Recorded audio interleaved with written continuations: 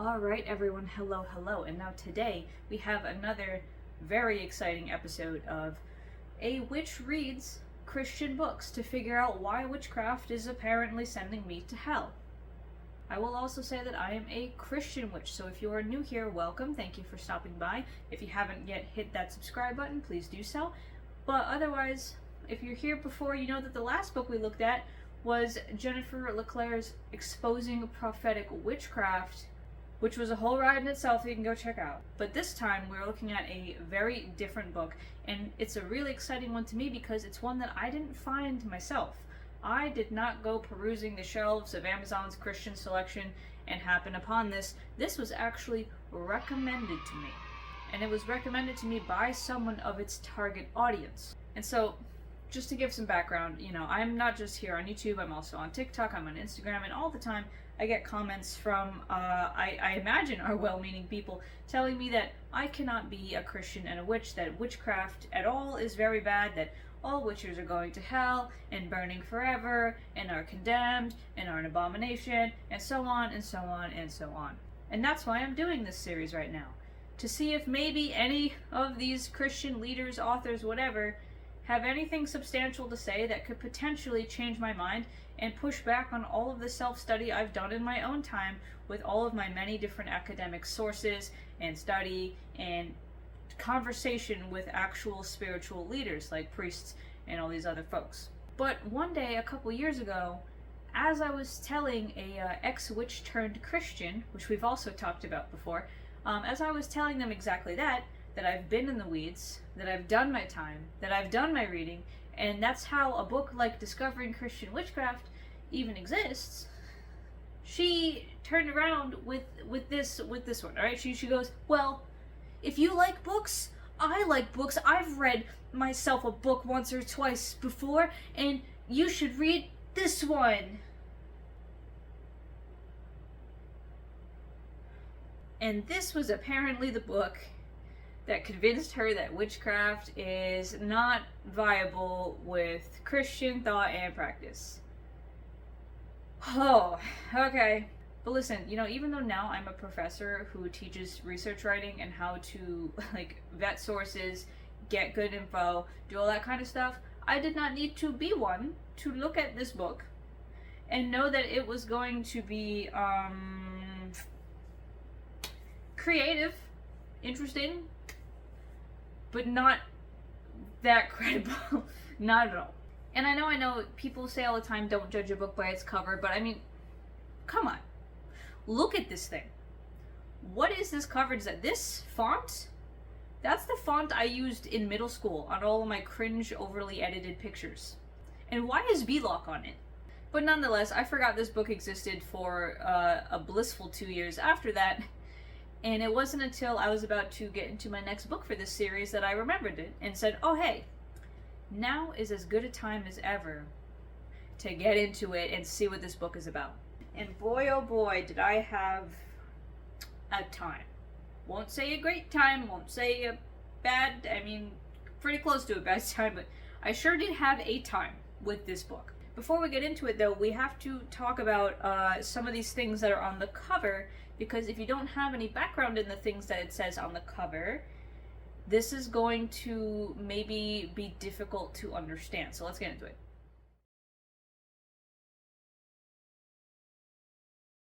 So here's the thing, unlike whatever audience this book was clearly intended for, I am not, and was not, and will not ever be the kind of person to look at things that I don't know or recognize or have any familiarity with and just take someone's word for it unless I can be sure that what they're about to say is unbiased, well-researched, so on and so forth, right? So for me, I know of Santeria, and I know kind of sort of things like Espiritismo, Palo Mayombe, but not nearly enough to go into a book like this without doing some background research on it first. So in order to do my due diligence and right away be able to have something to compare to and see if this guy was making up a crock of I had to go looking for some other sources on what some of these things are. And so what I found mostly came from a couple journal articles, interviewing people part of these practices, some US fact sheets about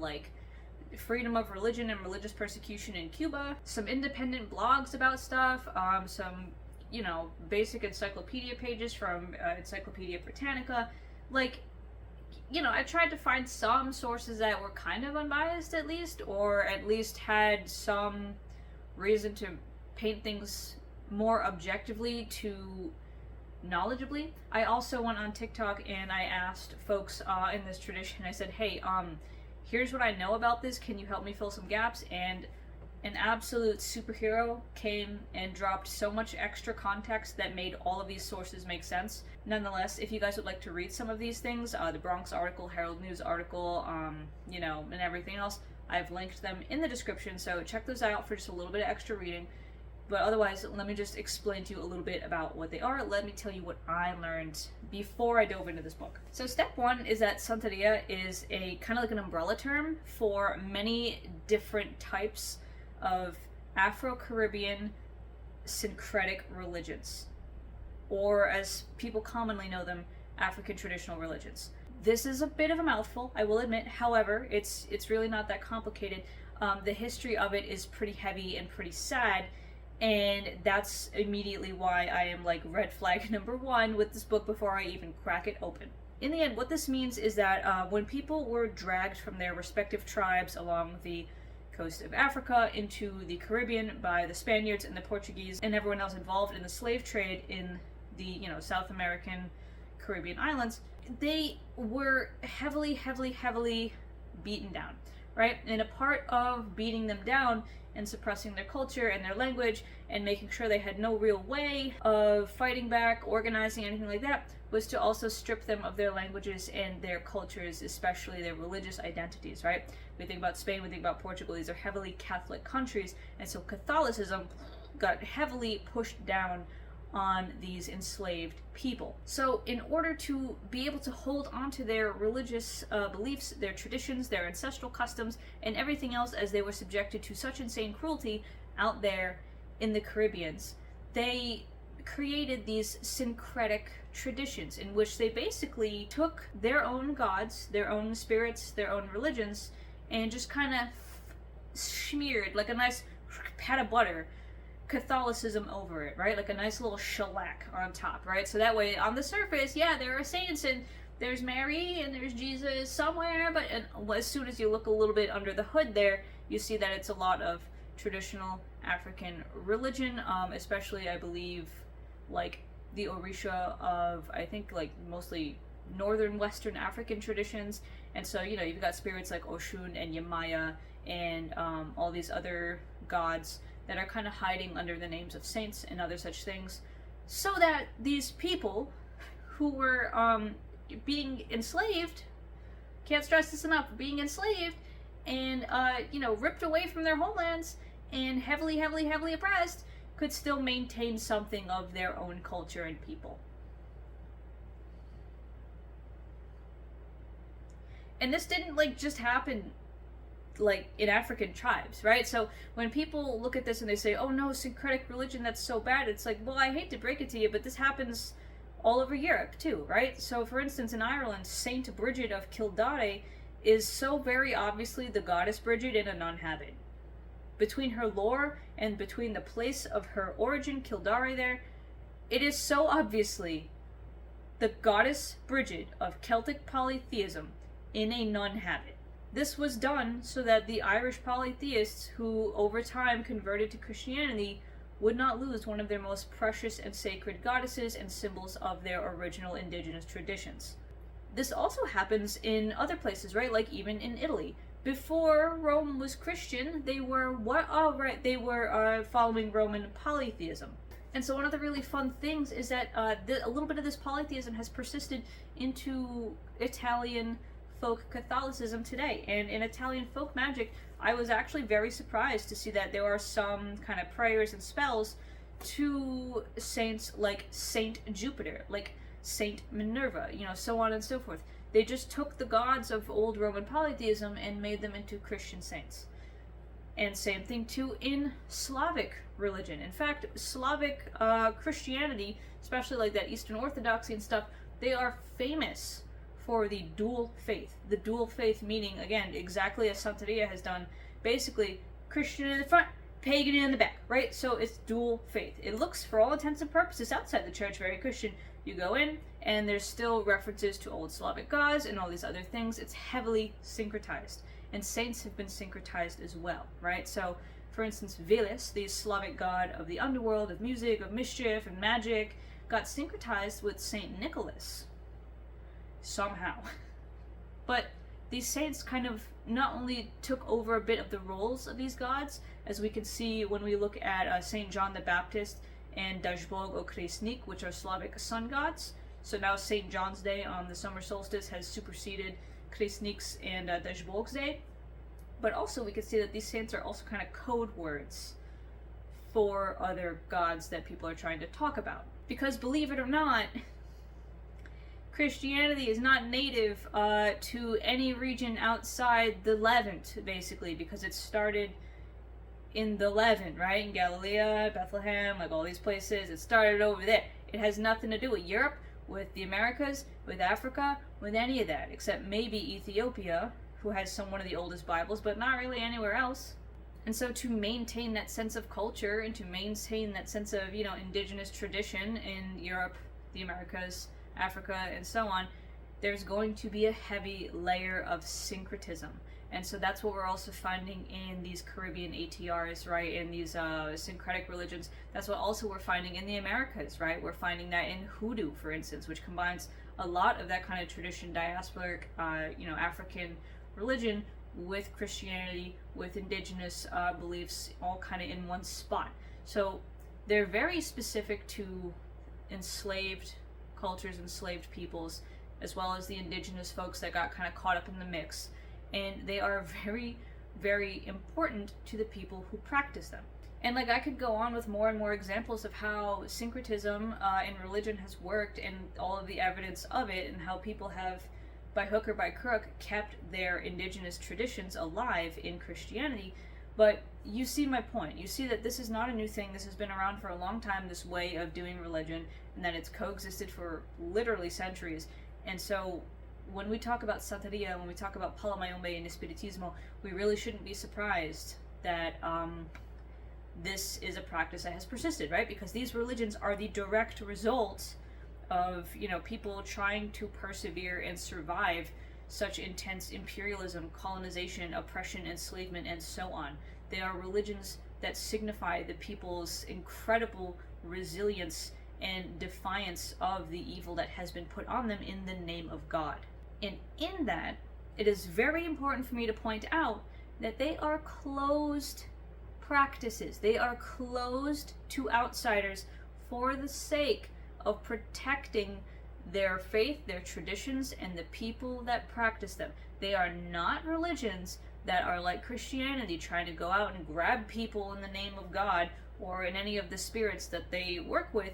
They are very much doing their thing. They will help people, right? They'll do certain, maybe tarot readings or other types of divination, or even, spell work for people that are willing to pay for it and ask, and whatever. They're willing to help their communities in some way, and most places will know that someone is into that and that they are, capable of doing some kind of spell work like that. But it's not something that anyone can just decide to join or decide to be. You have to be initiated, you have to be taught, you have to be trained, and you have to be careful, secret with it, so that you do not bring people into harm's way. So knowing that, again, as I was saying, Santeria is a very much like an umbrella term, and there are many different paths that follow under it, one of them being Espiritismo, which is, according to Encyclopedia Britannica, just really this belief that spirits can be contacted, like people can still get to their ancestors after their ancestors have died. This really shouldn't be a surprise, because this is a part of Catholicism as well, right? If we think about the veneration of the saints and the praying to saints for intercession, that's like baked into Catholicism already. So that's shouldn't be a surprise to anyone, I feel like. But then another one is Palo Mayombe, which is kind of takes it a step further, I guess, takes it a little bit into a different direction, and certainly can have some more baneful elements to it, I'm not gonna lie. Even other practitioners of different variations of Santeria find Palo Mayombe a little bit controversial at times. And the reason there are so many discrepancies is because Santeria doesn't have an official written down canon like the institution of the Catholic Church, right? Like, there's no one book that says this is how it is. It really depends on oral traditions from different communities. So every community who has, any of these kinds of practitioners, they're going to have a different way of doing things, different traditions, different spirits. Like, there's going to be different things going on, right? Like, there can be animal sacrifice, right, for like prosperity and stuff, because that's a pretty old school part of many different religions. Even in the Hebrew Bible, we have talks of, right, the burnt offerings, killing 2 doves for a ritual in Leviticus 14. We've got, putting out the bread, tithing spices. Like, the concept of animal sacrifice and offerings is not new. It's not something that's constrained to one religion. I mean, hell, frickin' Abraham's covenant with God started by him splitting a goat in half and walking through 2 halves. So, like, when we see stuff like that people want to sensationalize and make out to be demonic, we have to remember that animal sacrifice and other, like, old traditions like this have been around in every religion for centuries. But not all paths even do that. Not all paths even do the whole, like, animal sacrifice thing. Some are just kind of doing some divination. Some are just asking spirits for help like a Catholic would, any normal saint. Some are, again, like in Palo Mayombe, doing things a little more controversial, potentially even, doing workings to delete obstacles, be they abstract things or be they people. That's a thing, right? Death curses and death hexes do exist in multiple different religions, but it's not an inherent part of it, right? It's not something every single person does. Now, specifically though with Palo Mayombe, Palo means stick in Spanish, and Mayombe is actually Congolese for mysteries of the spirit, right? So Palo Mayombe kind of takes the idea of Espiritismo, of working with the dead, to a new level, in that they actually do have a place for human remains in their practice. So oftentimes, someone who's working in Palo Mayombe, they will have bits of human remains that generally they do get from, like, ethical sourcing.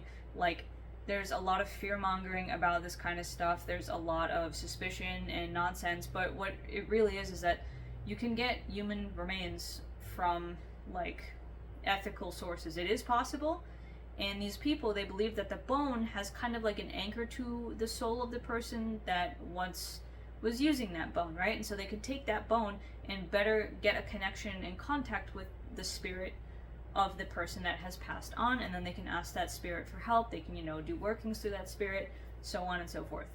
So it's kind of like literally as if that bone were like a phone line, and you could just kind of call them up a little bit easier. So oftentimes in Palo Mayombe there will be a bone or so around, which, okay, it's like I have a bottle of my own baby teeth. If someone had one of my teeth, I guess after I had passed on, they could use that tooth to kind of better, like, knock wherever I am in the astral and find me, right? So that's that.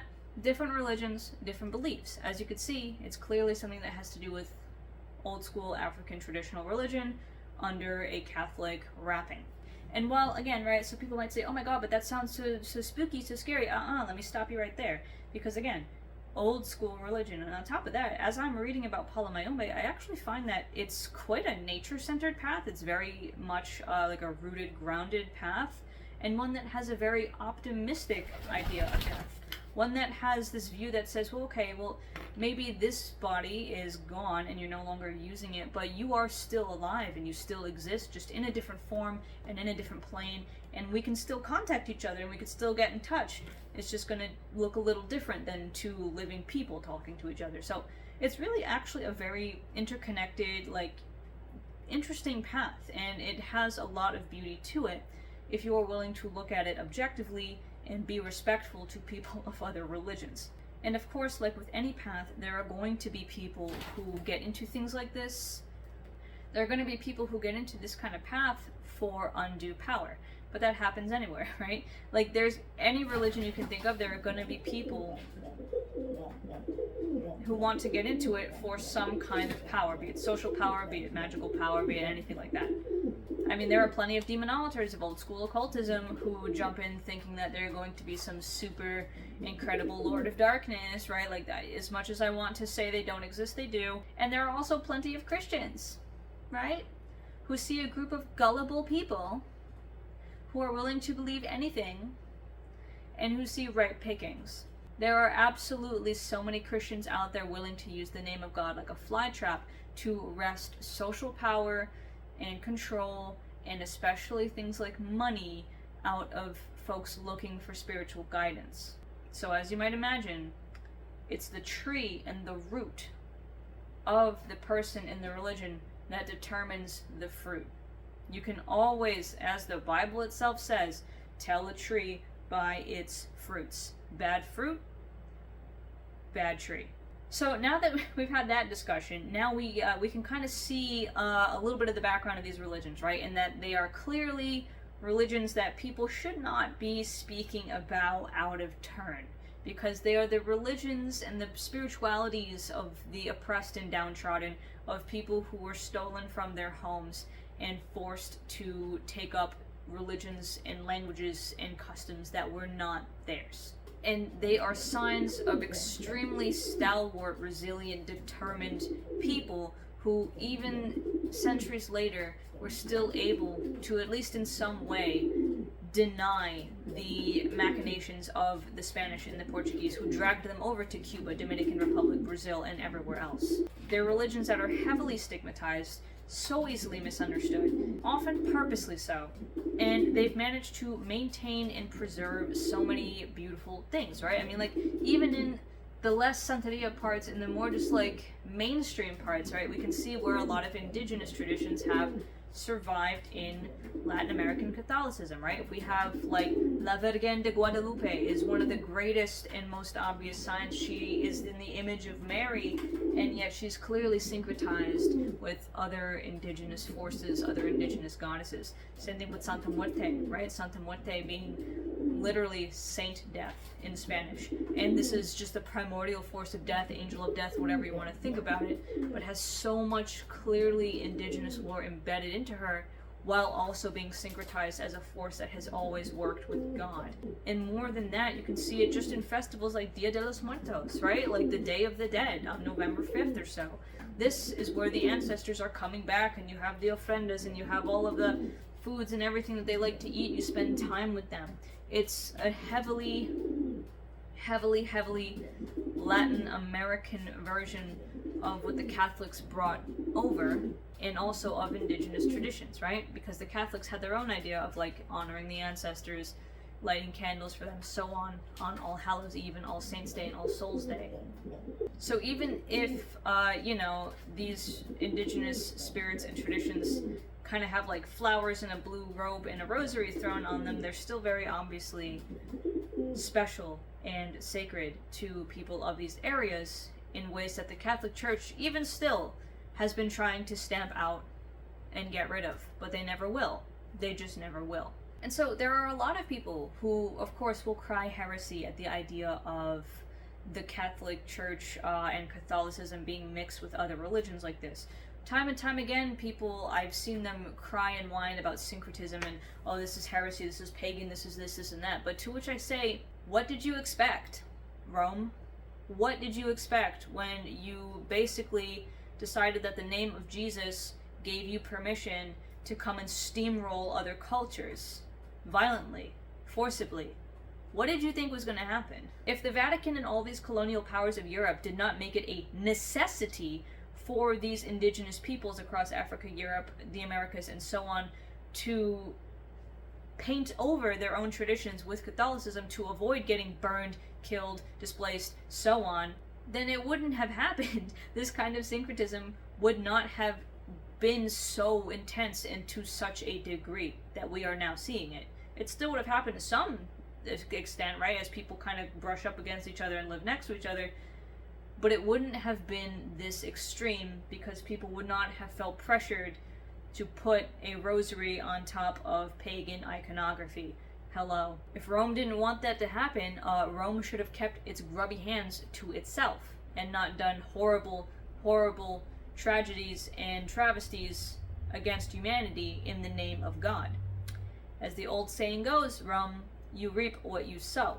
Santeria, Palo Mayombe, Espiritismo, these are things that are very sacred and should not be messed with and should not be stigmatized and should not be looked at with such awful attitudes as people tend to have when they don't understand history or, culture or religion or anything else. That's all I'm really going to say about that, because it's really frustrating, and we're going to see some more frustrating things later as we go through this book. But before we get into all that, let us also, now that we've covered these religions, let's talk about the man himself, John Ramirez.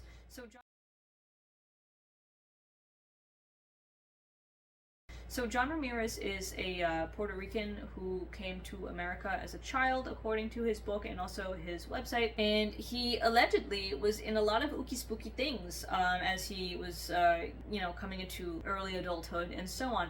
He got into all kinds of, as he describes it, satanic cults and all this kind of other stuff, right? And so he was in the middle of 1,000,002 of these ooky spooky paths, which he kind of just lumps into one thing in this book, which again we'll get into, but he just kind of calls it the religion, TM, despite him describing multiple different branches of Santeria, but I digress. With all that, he paints himself as this ex-satanic high priest turned Christian, and Jesus has won him back to the light, and now he can save you too, if you just,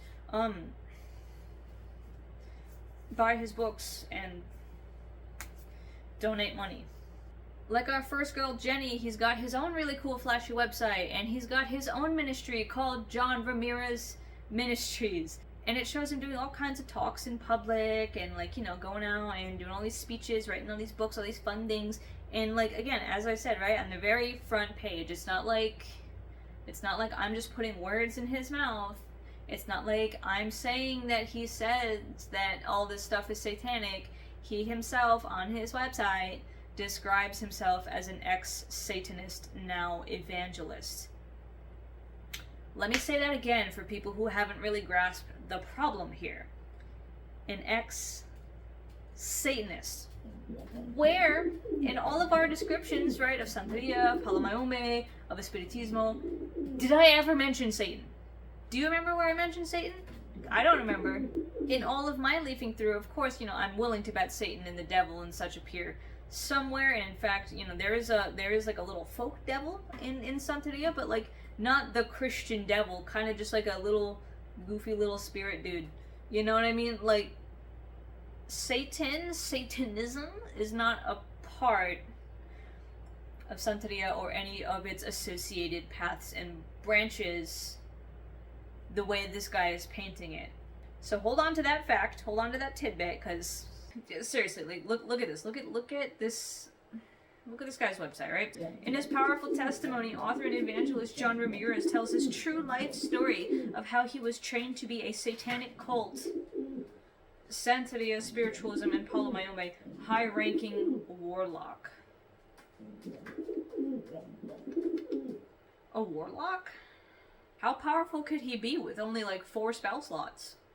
I mean, from what I've read in these religions, there is a lot of use of rum. There's a lot of use of spitting rum. So I mean, he could definitely get me with a good 1d12 of poison spray damage, but consider fireball. But no, yeah. So if we scroll around Fam's page over here, this is a powerful and incredible testimony that shows how God displays His majesty in every generation by going beyond the human mind, and how the world thinks and how the world perceives things. God is beyond that. He loves the misfit. I mean, that's not incorrect, but I don't think that the misfit is what you think it is, but he is, oh geez, here we go. His life is like the Apostle Paul, but also he compares himself to the donkey that was tied up in the New Testament. The donkey that Jesus Christ knew his condition, his situation, and his location. That was John Ramirez's story. He was bound 25 years, incarcerated spiritually by the devil. Yet God knew his condition and his location. The Holy Spirit went after him and brought him to the foot of the cross.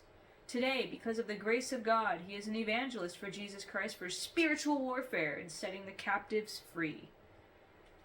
God, I need like an evangelist bingo card, okay? Because there's always like spiritual warfare, devil, fucking Apostle Paul's a new one. But this entire website is built around this book's like main premise. This is his first book that we're looking at, and the ones that come after are.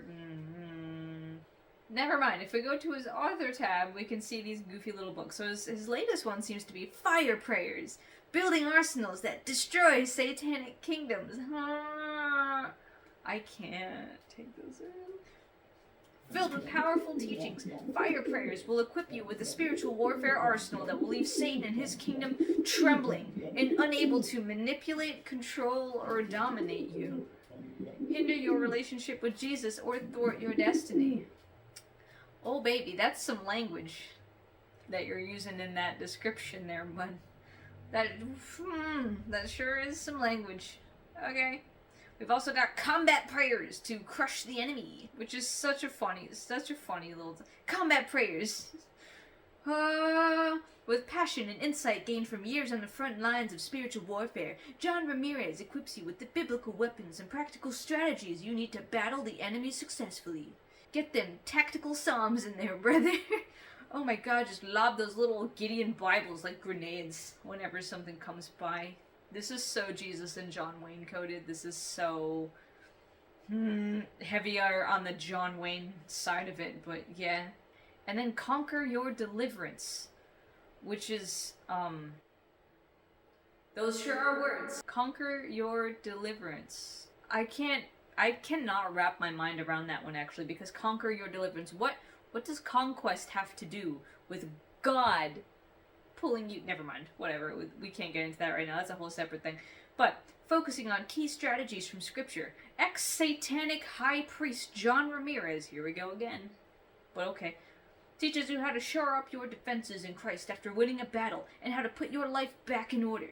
Ramirez uses his own experiences to reveal principles for growing in your faith and in Holy Spirit power.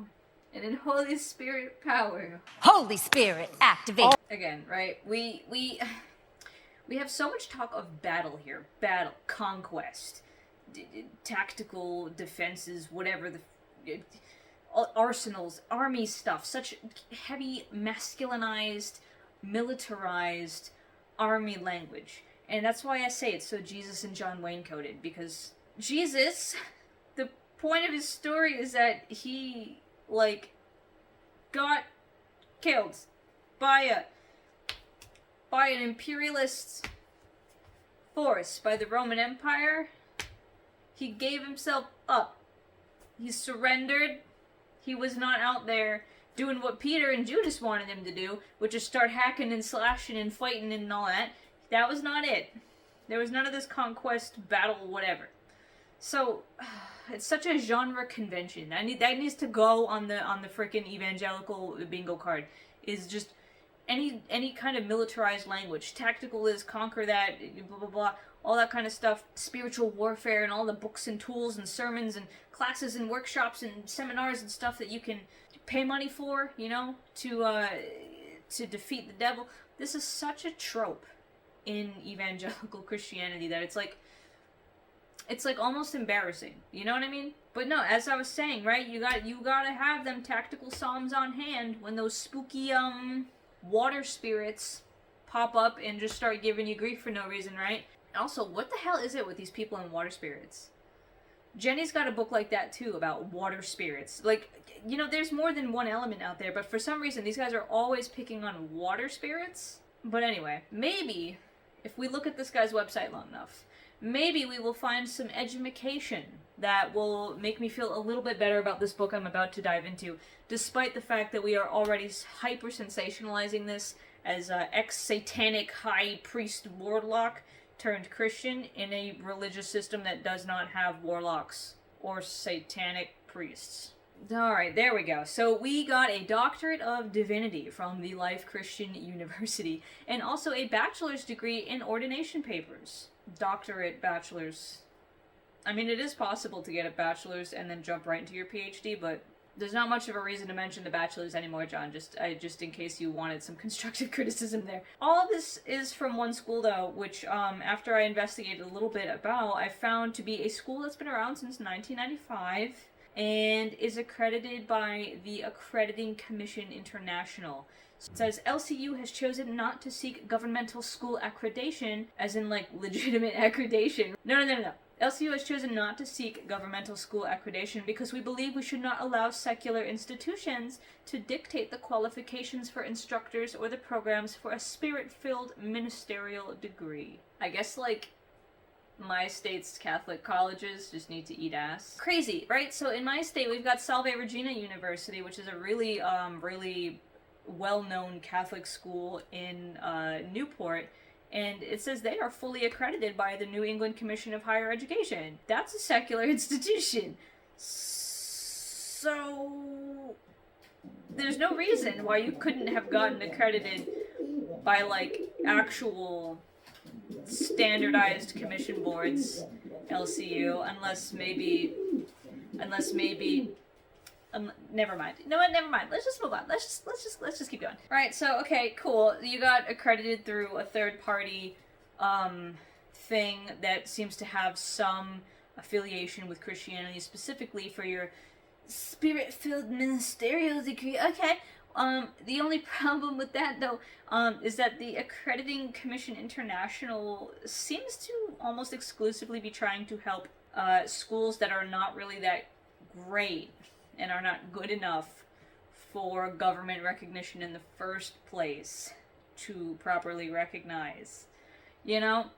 So, go figure that this Accrediting Commission International is pretty much by and for Bible colleges with absolutely no substance.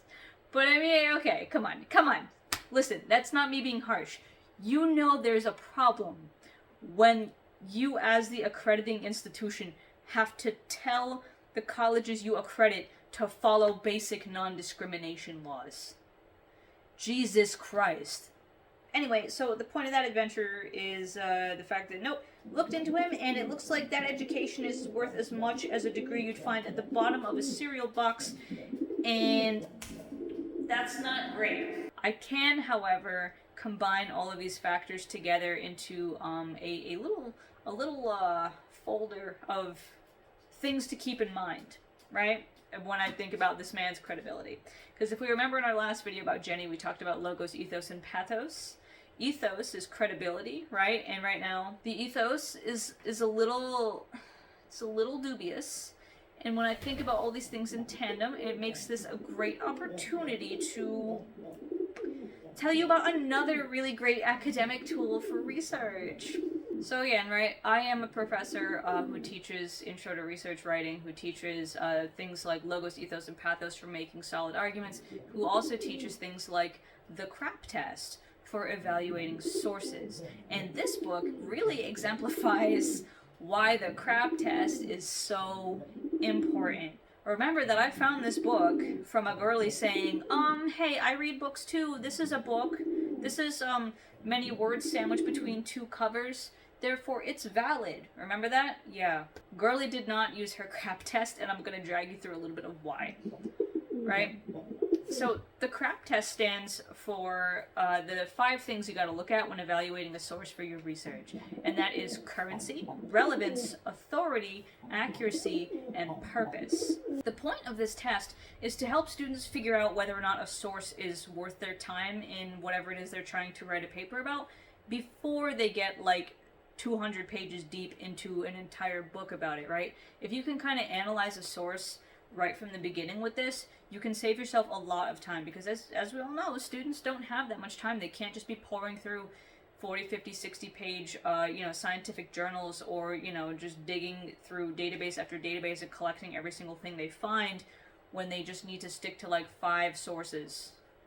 5 sources of 10 to 15 pages is already a lot of reading, right? And if you want to be more efficient, you gotta know how to cut the fluff and really keep only the creme de la creme for your argument. Because it would be really awful, right, if we were trying to do research on something like witchcraft, and where we might be expecting something really academic and well researched and well explained, We instead got a very highly exaggerated non-fiction story about a person's personal experience with certain forms of spiritualism that don't really necessarily have to do with witchcraft in the first place, right? So anyway, the first couple parts of the crap test are pretty self-explanatory, right? We've got currency and we've got relevance. Usually when students are researching something like, say, medicine, well, currency matters a lot because if you're looking at a source from 1902, medicine has progressed a lot since then, and you can't really make any effective arguments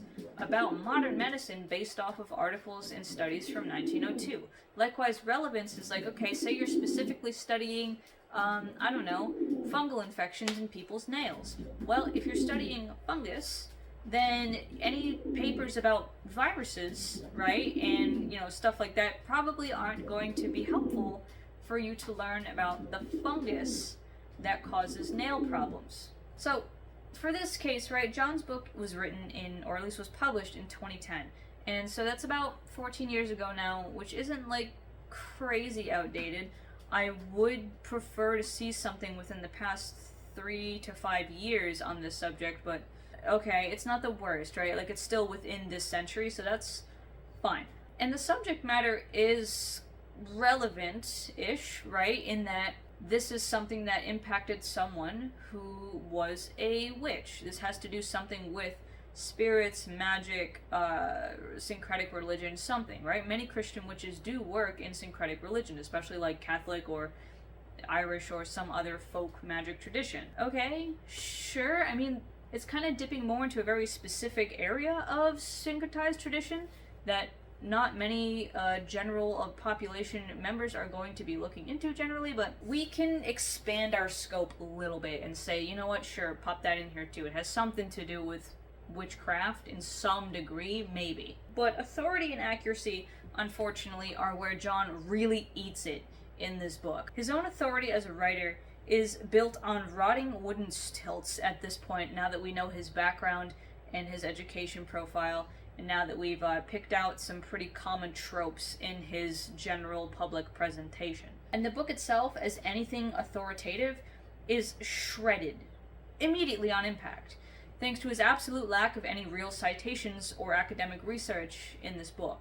And while, so after the full story that he tells in this book, right, there's a couple chapters at the very end that actually describe, Santeria, Palo Mayombe, and all these things in a more, straightforward definition, and that just give a slew of Bible verses about witchcraft as well that, literally have no explanation, they're just plopped there. But while he does give definitions for these things and explain a little bit about where Santeria and these other things came from, he does it in a way that is as easy to disprove as a quick Google search, and is also extremely, extremely biased, which immediately shoots the accuracy of his statements in the face, and also dents his credibility, his authority, quite a bit. We'll get more into this, but the way he portrays these three things, Santeria, Palo Mayombe, Espiritismo, is not only extremely inaccurate, it's downright disingenuous, and dare I say, extremely racist. Again, more on that in a bit, because that part has to do with the P in crap, which is purpose. So hold on to this discussion question as we go along. What do we think John's purpose is in writing a book like the one we're about to get into? What is his reason for doing this? And if you have kind of a bit of a hard time, abstract time, formulating that answer right now, think about who his audience in this book might be. Think about that demographically, right? Think about who is this audience in terms of race, location, age, general beliefs. Think about the psychographics. Well, the psychographics of religions, politics, and anything else like that. Who is John's audience? And once you have that answer, ask yourself again, what is his purpose in writing this book? But alright, I've told you a bit about what's going on here with John. Let's now get into the meat and potatoes of this book and see if we think that this is at all credible, legit, or worth my time as a Jesus-loving witch myself, who's just trying to consider my naysayer's point of view.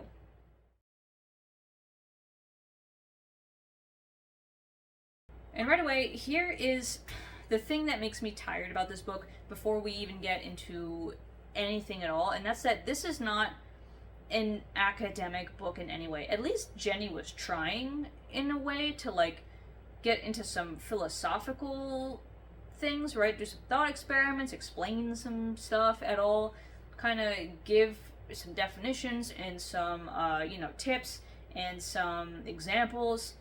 This book is literally just a large non-fiction, and it starts from the beginning with John's childhood and then goes into his giant conversion experience to Christianity later on.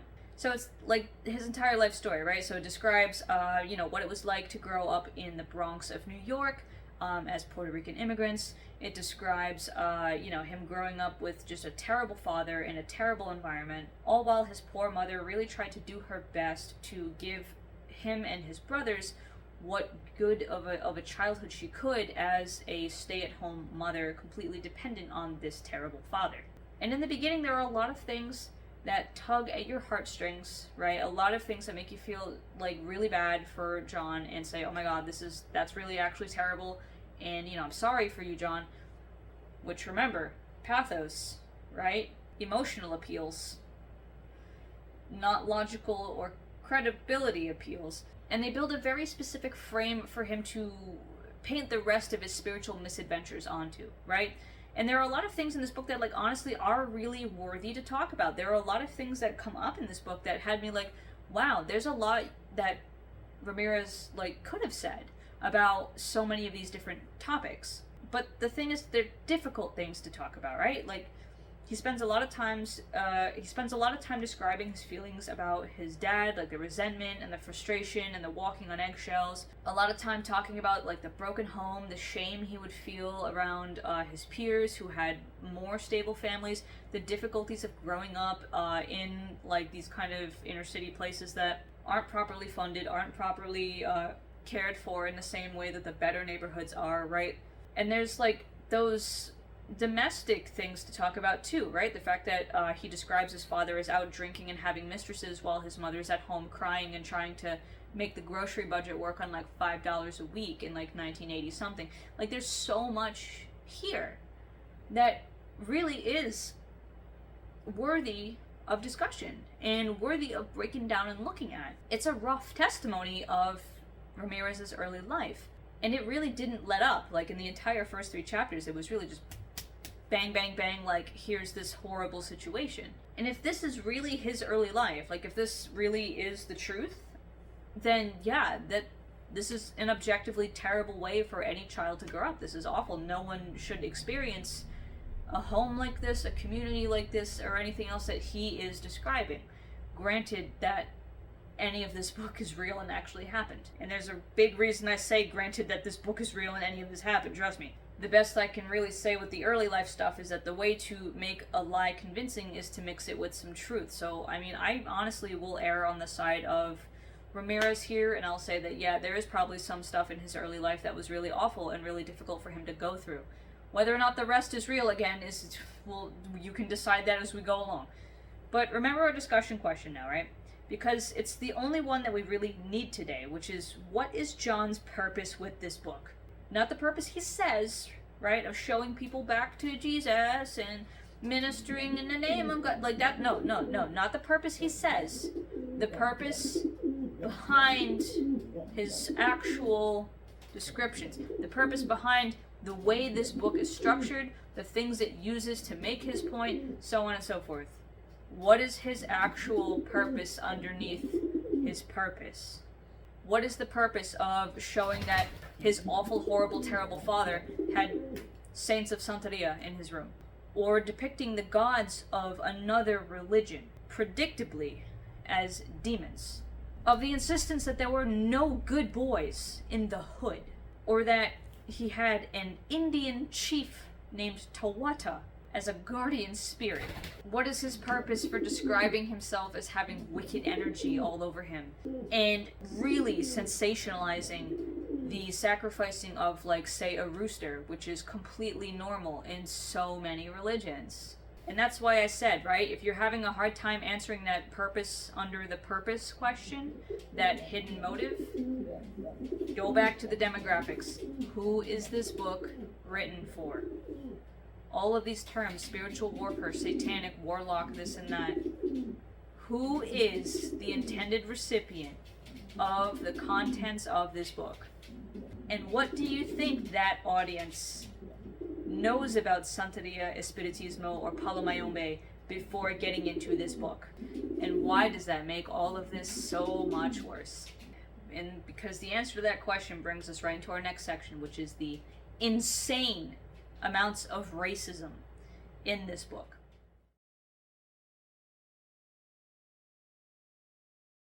Because I'll tell you what, as I said before, there are a lot of worthy things that John could have talked about in this book. And note that I say could have. He mentions, right, somewhere in the book that when he moved at one point to a nicer part of New York, to a nicer neighborhood, that there was a group of white boys who... Oh my god. So yeah, he mentions that he moves to a nicer neighborhood for a while, and the white boys on the block are predictably, like, kind of racist, right? And by kind of, I mean very. And so they are being racist to him, and John points it out. John says, yep, this was racism. Like, he says the R word and everything. This was bad. This was not good, right? Okay, sure.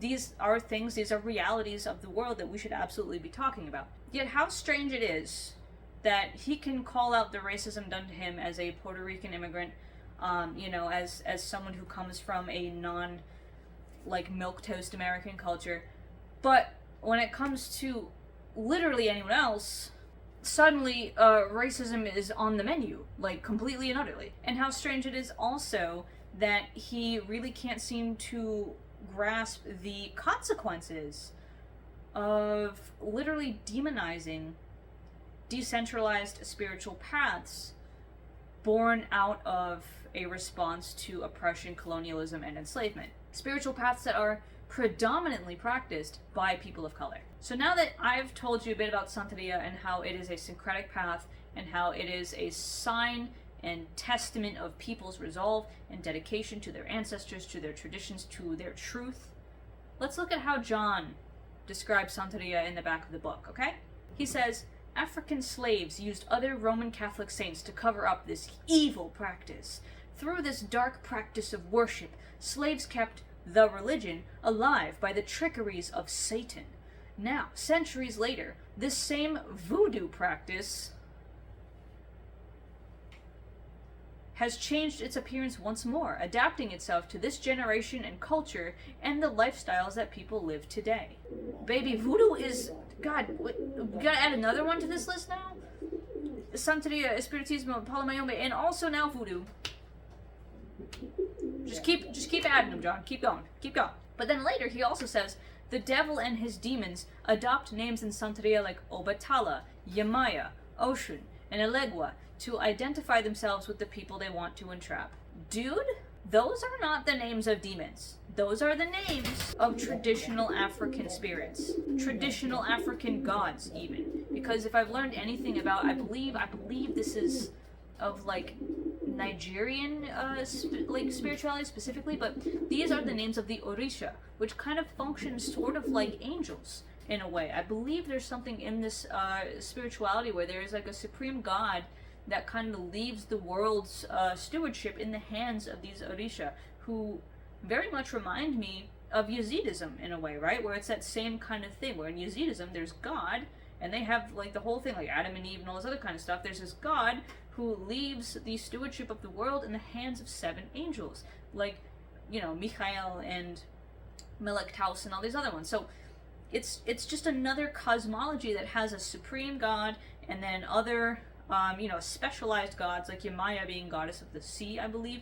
into this kind of focused worship, personification of natural forces that people needed in order to make sense of the world around them, right? Like, of course, if you need the ocean to live, you're going to have a god or goddess of the ocean. We have Poseidon, we have Yamaya, we have, like, Helena, we have so many gods of the sea and of trade and of waters and of sailing. It's like, hello, obviously. They're not demons.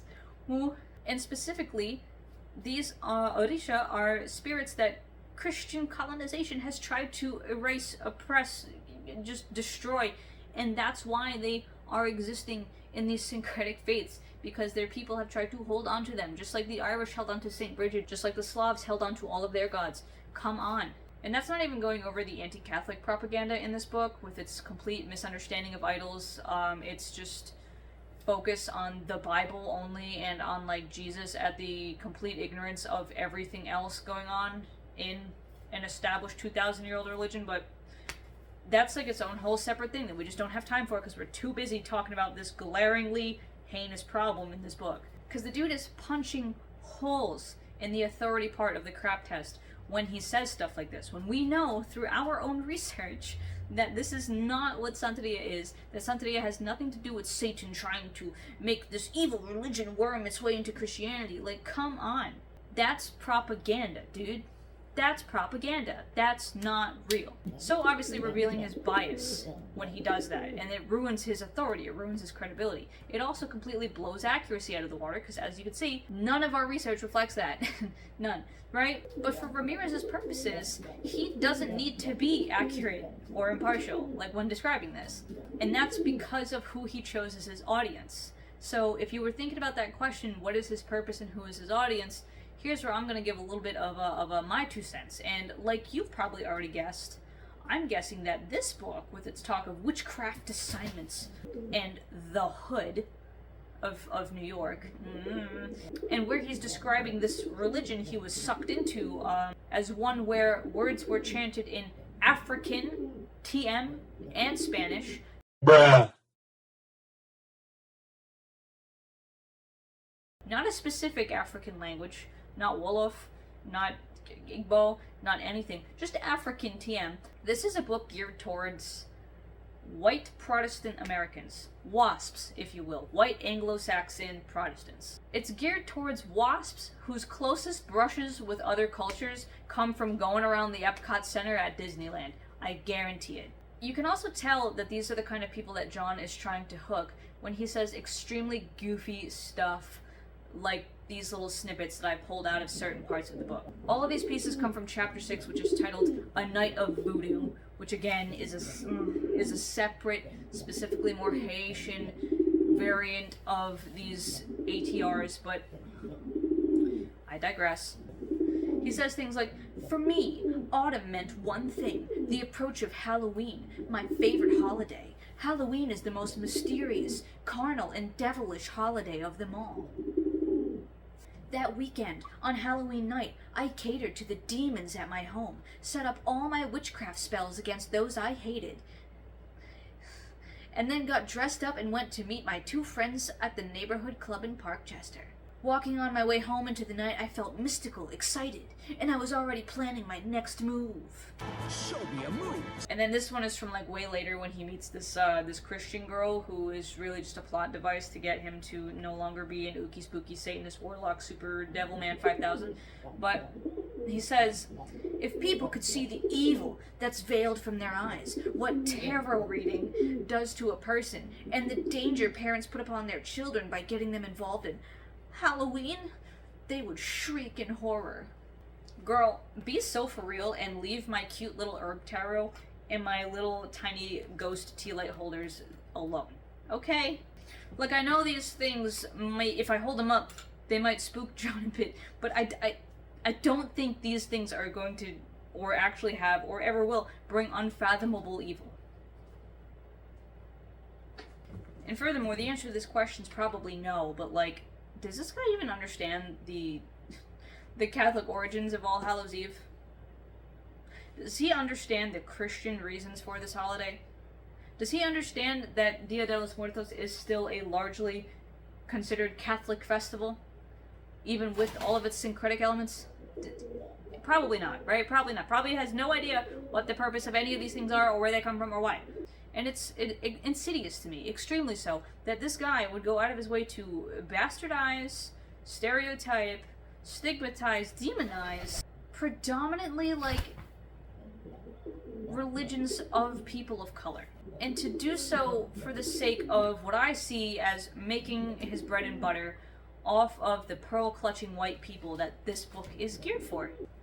And you know also that he is specifically doing this to the Jims and Bobs and Beckys and Barbas of heavily evangelical areas, heavily conservative areas, heavily Bible Belt areas, and this is probably also explains the way he paints inner city areas like the Bronx. But not only is that just like insidious and awful and it just really disgusting, but it's also downright irresponsible and dangerous because we know the kinds of groups that have sprouted up in Bible Belt type areas, right? Like we know those kinds. And we know that these areas and this demographic really are some satanic panic junkies. And they love to feel scared and threatened and like the goodness of their society is under attack. And the problem is, when these kinds of people start feeling that way, they do some really bad stuff. And so my problem with this book, and the reason I'm being so serious for the past several minutes in this overview of it, is because this is not a laughing matter. Like this, to me, genuinely, I was looking at this and saying, wow, this book is a breeding ground for stereotypes that lead to suspicion and profiling and vigilante dangerous activities by fearful, uneducated people. This is something that puts real people in harm's way and actively hinders the freedoms afforded to us in the First Amendment, freedom of religion, and just generally freedom to not be harassed, assaulted, and so on for our beliefs. This is not good. This is awful, right off the bat. And so, that racism then ties into one of the greatest problems in the book after it, which is John's story here, which is literally loaded with stereotypes of Satanism. Loving all the vices of the world, like, good drink and spicy times and whatnot, not caring about other people, gloating about one's personal power, walking around like an extremely cringy anime protagonist. Like in the book, Ramirez describes himself as a spiritual hitman, right? And all of these other goofy things that really don't have anything to do with like Santeria as a broad subject at all. And again, the stereotypes don't stop with like Satanism, and they don't stop with the bastardization of ATRs. Like, the stereotypes abound. Remember our Indian chief spirit Tawada over here? Yeah, it gets mentioned a few times and then just kind of disappears. It's just like literally just a random plot element that is a catalyst moment for John, in that like somehow this Indian chief Tawada here magically spawns a necklace and drops it out of the sky for John to wear for a while and, keep around as his guardian spirit or something. A lot to unpack there. And just like all the other goofy, weird stuff he puts in there, it's all just so stereotypical. I mean, like look at this Indian chief Tawada's induction ceremony to the religion TM, as he describes it. Listen to this. Permission of the white table, Cookie called out one night, Cookie being like one of these elders or initiators or something, directing her dark eyes towards me. I see one of the most powerful guardian spirits in all Espiritismo guiding and protecting you, John. Her words hung in the air as I waited for what would come next. He is an Indian chief spirit named Tawada, she added, and at that moment I remembered the Indian necklace that had dropped out of the sky when I was younger. Amazed, after that I prayed to this special new deity, my protective spirit, daily, even moment by moment. It's just so no. Why? Why are you making caricatures? Stop. In Christian fiction, don't.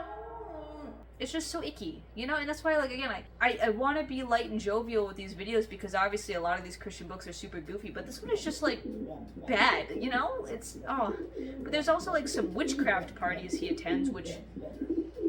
I literally, he mentions witchcraft parties so many times, but doesn't really get into the specifics of any of them but one. And in that one witchcraft party, it's apparently a birthday party for one of the spirits that this group of Santeria practitioners works with.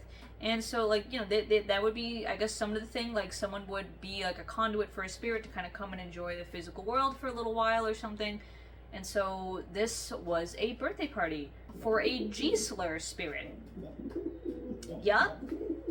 For an alleged Spanish Romani spirit that he claims in the book would possess one of the elders and then just make everyone dance, and then would go stare at herself in the mirror to remind herself how pretty she used to be when she was alive. I wish to God I was making this up. I wish. Because what the So there's a lot of talk of, like, you know, drinking and doing whatever there is at witch parties with the Romani stereotype spirit. And then there's another caricature called Mohammed the Muslim. Again, I wish I were making this up. But yeah, there's Mohammed the Muslim, who Ramirez can't really decide if Mohammed's name is spelt with an O or with a U, but I guess it doesn't really matter because he really only shows up for like 5 seconds so that Ramirez can flex about how cool his demon powers are over this Muslim guy. This guy's whole function in the narrative is part of a larger storyline where Ramirez describes himself as breaking the faith of those weaklings who believed in God. Oh, edgy, right? Like, just being super edgy, preying on these Christians at parties and stuff, and getting them to, like, think that he's some ooky spooky super powerful guy because he can correctly play 20 questions with them. Like, it's really stupid, but listen, that shitbag way he goes about, like, showing Mohammed the Muslim his insane demon power is by just airing out to women's dirty laundry and trauma in the middle of a diner. I shit you not. Like, listen, they thought it was a game, but instantly I turned serious. You recently broke up with your boyfriend, I told the first girl. You caught him cheating. This is the 3rd time in your life you've been stepped on by a man. Her face went blank, and she looked across the booth at her friend in wordless appeal. And you, I said, pointing to the other girl, you're nothing but a spare tire. You're worthless. You hand yourself out to any man. You can't even get your own man. You don't even remember the last time you had a real relationship because you're too busy taking other people's men. Bro. The second girl's face turned red and her eyes pooled with tears, but I didn't care.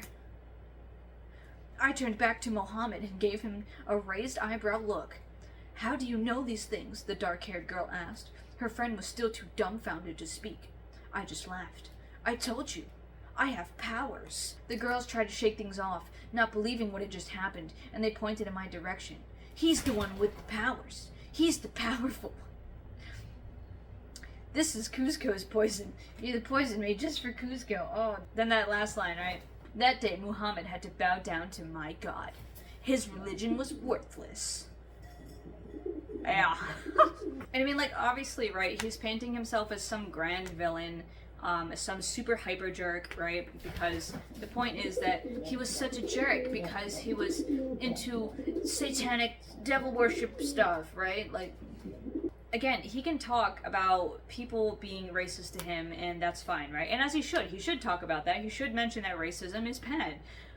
But then it's very rules for thee, not for me, when he turns around and makes up these insane caricatures of Native Americans, of Romani people, of Muslims, of literally everyone. That's fine, apparently, for him to do that. And, like, immediately as I was reading this book, I was like, this is upsetting. And you cannot blame this on you being part of the religion, because your description of the religion is also racist, and also a caricature, and also a stereotype. And that, again, this is my biggest problem with the book. If John wanted to talk about his life, he could have. He could have talked about real issues, right? Like domestic violence, classism, financial abandonment of inner cities. He could have talked about institutional racism in broken homes. He could have talked about all of that. He could have talked about all these things independently and shared some of his insights on how, like, he thinks maybe as a society, as a collective, we can address these things, right? Like, could have talked to a Puerto Rican audience. He could have done a bunch of stuff to talk about serious, real issues. But that would mean actually tackling issues that are too big for any one person to overcome. And that's what I notice a lot about evangelical type stuff. Such toxic and just awful individualism that rather than actually taking on the broken system that affects everyone, one that is insidiously designed to keep entire groups of people down, he would instead rather just, make some extremely caricaturized version of a religion of predominantly people of color, and then also make it out to be some pull yourself up by your bootstraps thing where all of these bad problems aren't caused by, systemic racism, systemic violence, or anything else, but instead just on not following Jesus, right?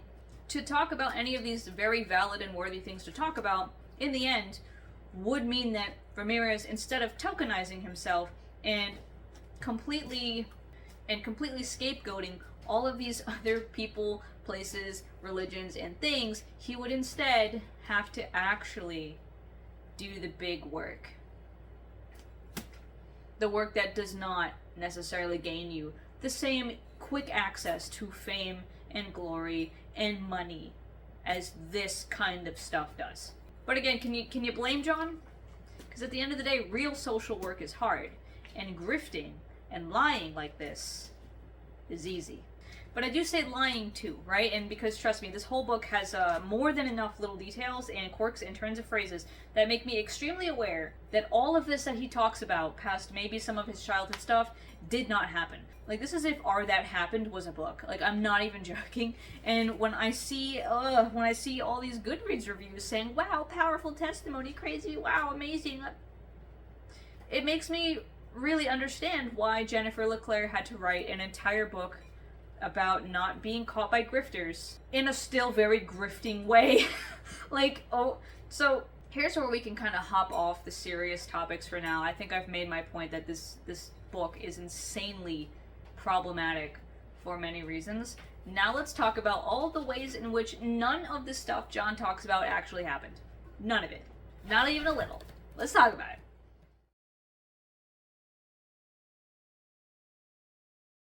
Now, despite this one specific Goodreads review where someone emphatically insisted that, no, this is all real because I knew John when he was just getting out of that life and it's super real and you can't say it's not, right? Like, despite this Goodreads review really, weirdly and not at all suspiciously trying to convince us that this is a real story, the truth is that there's anyone believing John's story out there, I have a bridge to sell them. In fact, I have three. I have 3 bridges to sell them. And it also really makes me wonder where that girl is that recommended this book to me. Are you okay, girlie? If you somehow got back to me and you're seeing this, are you okay? Are you good? Do you need, like, tutorship on the crap test and stuff? From my experience as a witch, as an occultist, as a magician, as a student of religion and philosophy, everything about this book just has me like, that did not happen. None of this happened. None of this happened. And all of that comes from how absolutely cringe, how absolutely chunibyo this entire book reads, right? We get a little glimpse of it with the Chief Tawada bit that I read to you before with the most powerful spirit, this Native American stereotype. But, like, it gets worse. It gets so much it's just so much worse. Watch. Here's one. He says things like, my sharpened spiritual senses picked up an evil vibe. In the same instant, the mediums at the white table shouted, focus! Focus! And then another one, you're going to be something great in this religion, one might say, a look of admiration in their eyes. We can't wait to see how far you're going to go in Santeria, another would echo. You're going to be very powerful. You will win many souls.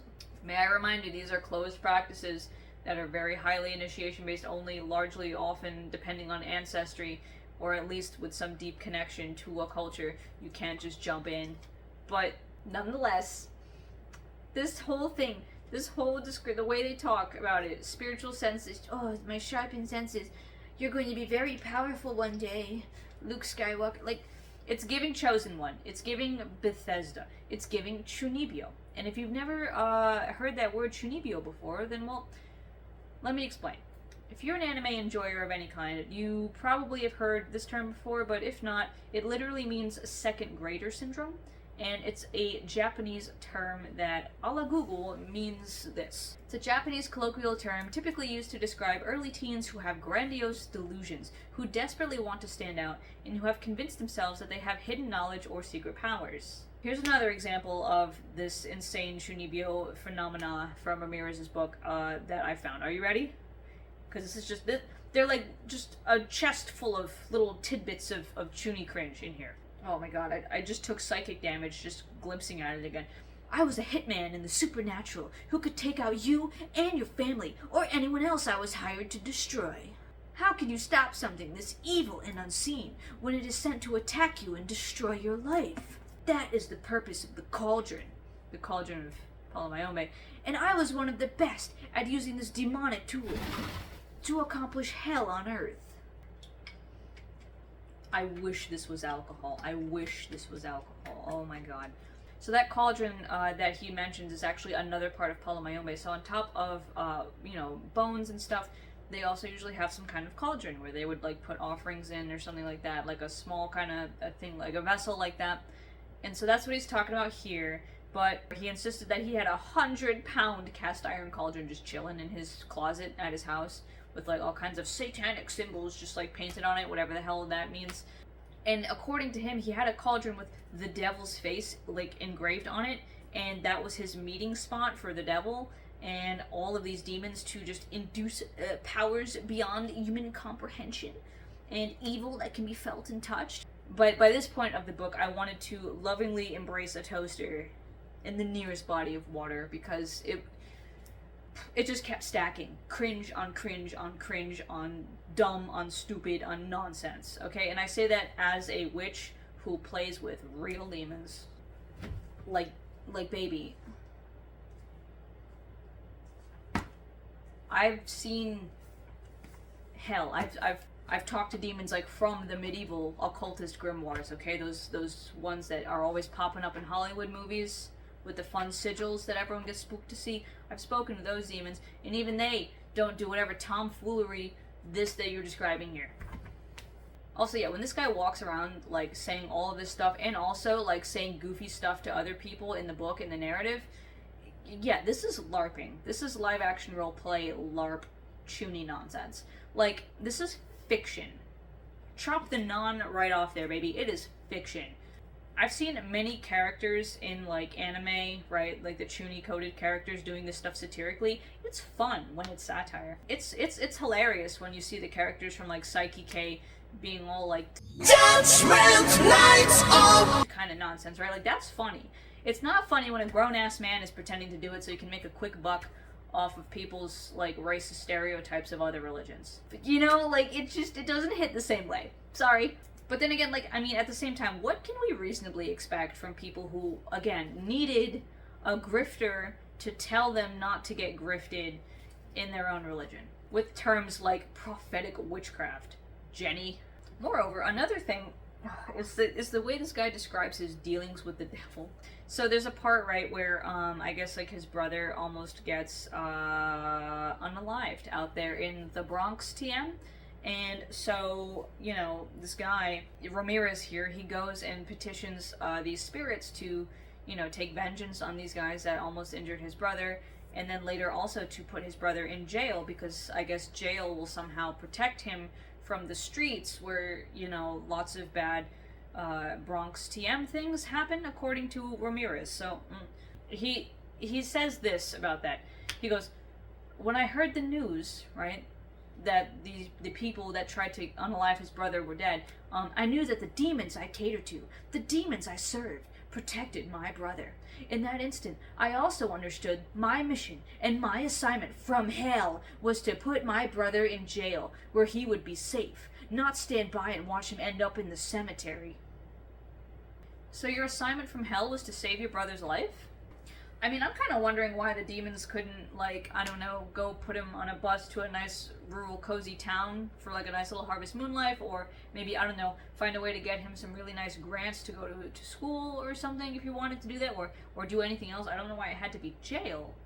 But it sounds like your assignment from hell, like, was a net positive. Just saying. But hold on. That day, my powers increased in the demon world. I can't, it's so great. Okay. And I set out with a vengeance to destroy the life of the person who would try to kill my brother. I challenged the devil, yelling out loud, "You better do something, or else! That person better die! Do you hear me?" His answer came quiet to my spirit. I will avenge my fury and anger on that person, and you will hear all about it. Then you will truly know that I am your dad. You are my dad. You're my dad. Wookie, wookie, wookie. Oh God. Also the way. So that was a lot as it is, right? Like, first of all, I will avenge my fury. That's not really, like, how those words work, but okay. But also, like, you will know that I'm your dad. You know, like, I've personally talked to Lucifer many times, and he does not sound stupid like that. You know, he's actually quite nice in dark academia. He really is not dumb and goofy like that, but don't worry, there's more goofiness that, our boy pulls out here, right? Like, the way he describes his super epic standoff with the devil at the end, after he goes to a couple Christian hangouts and gets treated like a human being or something, he starts to think, well, maybe I don't want to play with demons anymore. And so, like, he has this weird dream where he just has this crazy, like, standoff with the devil, and in that crazy standoff, it's some shit straight out of Cuphead. I'm not gonna lie to you. It's some shit straight out of Cuphead. Like, this little guy, that's all I was seeing as I was reading this, because it was just some goofy stuff. Let me read it to you. Suddenly, the devil himself stood in front of me. He was over 12 feet tall, with gruesome-looking features and deep red eyes. I noticed that his wings were stained and dirty. As he spoke, heat came out of his mouth. I have given you everything. Wealth, women, TM, and power, he said in a deep, echoing voice. People fear you because of me. I was like a father to you, and now you want to throw it all away? Don't you know you can never get rid of me? I looked into his churning eyes, and what I saw made me want to run in the direction I had come, but my feet felt cemented to the ground and I couldn't move. I couldn't scream to save my life. If you won't serve me, he continued, then I'll have to destroy you. He tried to grab me and I backed up. You fool. You fool, he said, laughing. You can't get away. You belong to me. And as he went to grab me once again, something appeared in my right hand, and I looked at it with amazement. It was a 3-foot cross. As soon as he reached for me, I put the cross on him, and he lost all strength and power and fell to his knees. In shock at what had taken place, I continued running through the tunnel as fast as I could. When I reached the end of the tunnel, the same fear gripped me again, only this time much stronger and much worse. The devil appeared for the second time, angrier than before, speaking to me in demonic tongues, and telling me how he was going to destroy me. Jay, can you explain it? Because I can't explain it, Jay. I don't, like, just, you fool. He says that like 3 times in that chapter, by the way. And I, you know, I've never heard Lucifer say that once, because Lucifer doesn't sound like someone badly cosplaying Gandalf from Lord of the Rings. Also, damn. But this guy's out here getting money and women and power from the devil. All I get from Lucifer is shadow work and grief, okay? Seriously though, this book is full of cringe like this. It really does read like some kind of Christian Wattpad horror. Like, it's bad, dude. Look at this. When he's talking about marrying his, like, Hot Topic wife that he met in a dive bar somewhere, he goes, the union of our souls on that witch's holiday. Halloween.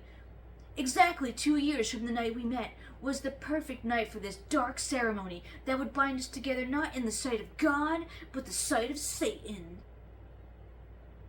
And, like, that's the thing, right? I said it before, but I'll say it again. He mentions witchcraft parties a lot. Like, more than just the times that it was some, like, racist, Romani caricature, right? Like, I still, to this day, do not know what a witchcraft party entails. He didn't really describe any of the witchcraft stuff that happened outside of his super, like, main character syndrome. But, like, all I can tell you guys is that, as a witch, my parties are pretty mundane. Like, they're pretty normal, in fact. We do, 4th of July parties, some grilling outside. We have some fun, occasional get-togethers with friends, play Jackbox games. And, I mean, I guess we get, like, a little demonic on Halloween, right? Because, like, I got this food-grade cauldron just for making sangria in. Like this thing? I bought this specifically so I could put sangria in it. This is my cauldron, and it's, like, food-safe and stuff, nice ceramic. It's really nice, and it really just kind of collects dust all the times I'm not putting some kind of party beverage in it, but, And I guess, like, this is also pretty demonic, like, I have a little plastic serving tray for, like, cheeses and meats and stuff that has all of the astrology symbols on it. I guess that's pretty ooky spooky. Could definitely do witchcraft assignments from Satan with this after I put some good, like, strawberries and and cheese on it. But like, I don't know, I don't think I've ever accidentally like eaten the spirit of Pisces or something because of a cheese board made on that platter. Okay, another one that had me cracking up because like, what, just hold on, just look. This story was another good one. So basically he goes out to a bar and like there's some undercover cops there that are flirting with this girl that he was also flirting with. And this is just the perfect time to show off how amazing he is, right? So, one night, I went out and met up with a good friend in the religion, an NYPD narcotics officer, who was also a warlock. We had already made up our minds which club to attend that night. He was out looking for girlfriends. I was looking for souls. I knew that night was a special night. Zarabanda and Siete Rayos, my two strongest spirits, were coming out with me, and they never disappointed. Dude deadass rolled up to the club with two spirits of Santeria-based religions just in his back pocket like Yu-Gi-Oh cards. Yep. To his credit, though, I will say, these spirits do actually exist in Palo Mayombe and Santeria, so he must have done some research, some googling, to get these names. But Zarabanda, from what I can understand, is a spirit of iron that helps with protection and gaining employment. So I'm not sure what he's doing out here to randomly attack people for fun, according to Ramirez at this party. He certainly isn't the kind to go stealing souls, question mark. Like, I'm sure he's got skills. He's described on this one page I found as a sorcerer and a shaman and stuff, but protection and employment, okay? Let's keep that in mind. And the other one, Siete Rayos, whose name means like 7 rays or like 7 thunderbolts, is one described as a spirit of lightning and fire, divine justice and righteousness that is also a really solid protective spirit. And that's just what I get from like Googling it quick. Like, you want to know what other deity is associated with lightning and fire and war and protection? All that divine justice and righteousness? Do you know what other god is associated with all those things? I'll give you 3 guesses. In fact, I'll even give you a hint. Another deity associated with the same thing Siete Rayos is a deity that is currently the top deity of 3 major world religions. Giles, now's as good a time as ever to mention that if you haven't read this book, you should. I've just started it, and I've already had my entire brain just like... So this is a great one if you want to know more about God. Very good.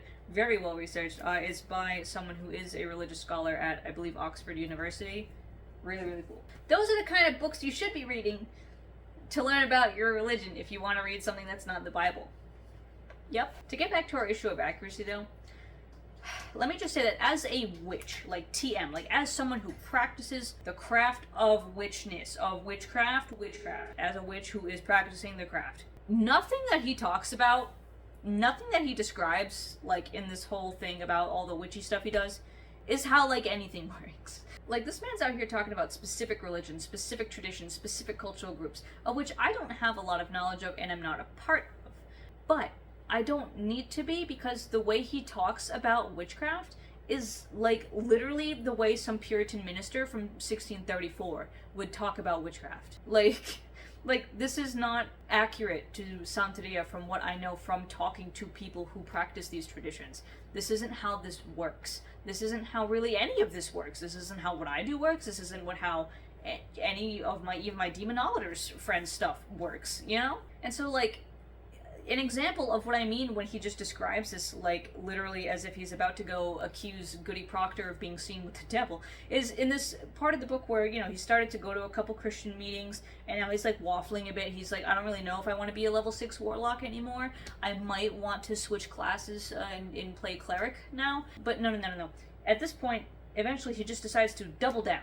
He goes through this whole crazy thing where, like, I don't know, he lost his eyesight for a year or something, which is wild, and he even has in the back of the book his certificate of, like, legal blindness, which is, like, a wild move, kind of a power move, to be honest, but still, right? He has this whole thing. He started to leave the religion TM, lost his eyesight, as was prophesized in the beginning when he was a kid, where if he didn't serve the demons, he would lose his eyes. Well, here he is losing his eyes. But then he goes back to the religion, gains his eyesight back, and in that process, his demon magical witchcraft powers, like, level up 80-fold, right? Look, he goes, now that I was rededicated to the demon world, the spirits gave me a new assignment, and the power and ability to go with it. At night, as I slept, I was able to leave my body and fly over neighborhoods, hurling taunts and curses down on the people who lived within their borders. So, this is, okay, in case y'all forgot, this is like witch theory from the Middle Ages. Like, witches leaving their body and, like, turning into black cats and stuff and just, like, randomly making people sick. That's not real. Like, that doesn't happen. Astral projection is a thing, and meditation can have you visiting different spaces to some degree, sure. But that doesn't work like the way Ramirez is talking about it. What Ramirez is talking about is fantasy. Okay? It's tomfoolery. It's not real. It doesn't work that way. It's not what it is. It's not how it happens. This is fiction. And moreover, right, so here he is with his amazing deck of, like, however many spirits he's got floating around. Of course, when this guy goes around spreading the witchcraft aura off to all these neighborhoods and communities, when he gets to the Christian communities, nothing happens. Of course not.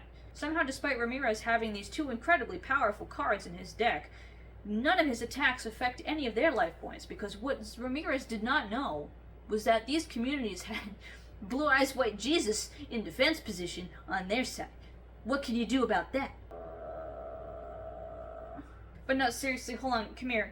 If there are any Christians watching this who feel a little maybe bad about believing any of the Hollywood nonsense that they have grown up being told about witchcraft, you are not alone. It is not your fault. It is not your fault that the only exposure you've had to witchcraft has been tomfoolery like this.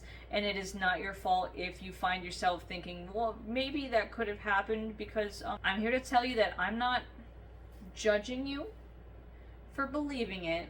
I may be a little concerned about how you came to believe this, but that's okay, because we're here to fix it. Okay, we're here to fix it. But because you've never been shown otherwise, because you've never actually, like, been encouraged to see otherwise, and because a lot of, like, our media and everything else still has very heavy, like, satanic panic elements in it, I'm thinking about that new movie that just came out called Tarot. Oh boy, I gotta go see that sometime. I know that's gonna be fun. Because of that, I can't blame you for thinking that this is what witchcraft is, right? Especially the way Ramirez describes it. All of the parties and the alcohol and you know, objectification of people and the you know, outside of marital relations and, like, all these other things, right? Like all these power trips and evil spirits and spooky, all this stuff, right? All this callousness and all this mean behavior. I can't blame you for thinking that this is what witchcraft inspires when the only people you are encouraged to hear from are other Christians who spread these kinds of lies.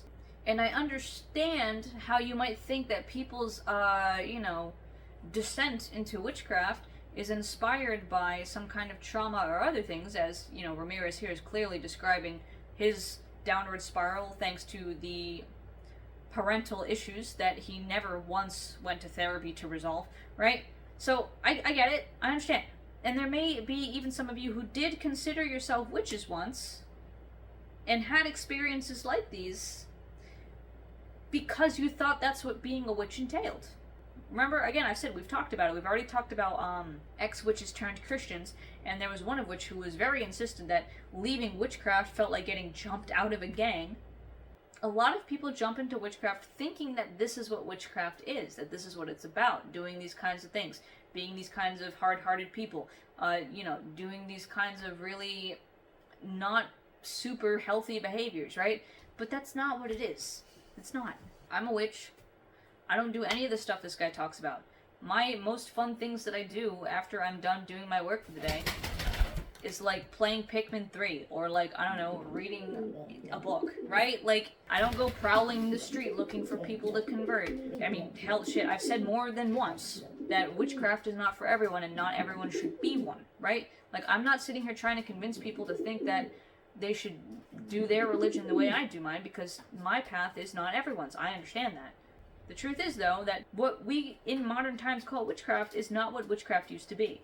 And people like Ramirez are very much operating off of these stereotypes and assumptions that, as I said, come out of, like, 1634. The witchcraft of the Bible that was being talked about was, like, specifically fraudulent and harmful magic, which, like, sure, if Ramirez was actually out here doing any of this terrible stuff, like, that sucks, right? Not just because, oh my god, the Bible says, but because that sucks. Because why are you randomly being a menace to people? But what no one tells you is that magic is an integral part of religion. And we have archaeological evidence of Jewish and early Christian magic, right? Like amulets of scripture that people would tuck into their pocket to ward off illness or even scorpions. There are also like things like the Jewish mezuzah, right? Which is literally like some bit of scripture that goes onto the doorpost for protection of the house. There are Christian things like the Eucharist itself, which is thought to be insanely protective and powerful. And all kinds of other folk charms, folk spells, narrative spells where they tell stories about Jesus and Mary in order to ward off evil. Like, there are so many bits of folk magic, folk culture in Christianity, and also so many signs that in Judaism, exorcism was once a really powerful form of not only magic, but healthcare, right?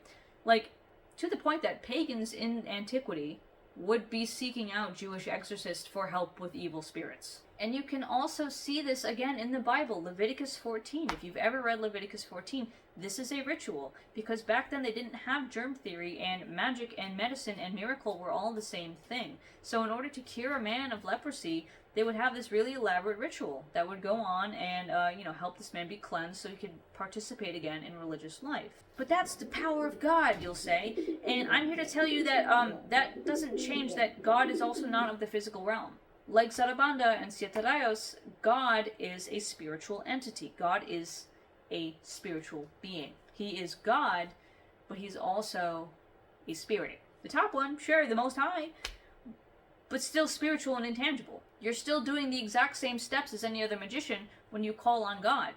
When you ask him to, protect you, when you do like as the Catholics do, and you start sprinkling holy water and holy salt and stuff, when you start, calling down the fire and all the other prophetic apostolic stuff, you're doing the same steps as any other magician with any other deity, with any other spirit. It's just that you have put God in that placeholder spot instead of other spirits. And now here's where we're going to put on our serious hats a little bit again, because when it comes to the truth about witchcraft, we got to take another serious moment. Okay, we got to look at this book and see that there's something here that has really nothing to do with witchcraft as we understand it in the modern era. And that is the way John portrays his character in this book. So throughout the book, we see his character devolve further and further into this icky, hateful, bitter mass of gunk, right? And he wants you to believe that all of this has to do with the spirits he's working with and the religion, TM.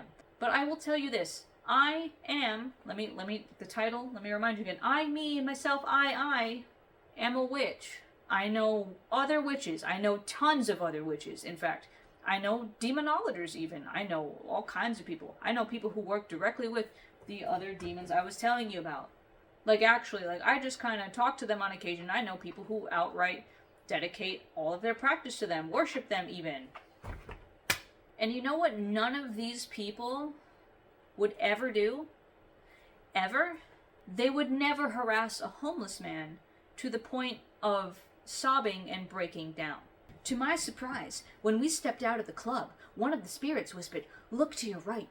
There sat a panhandler in a wheelchair, begging for money outside the club.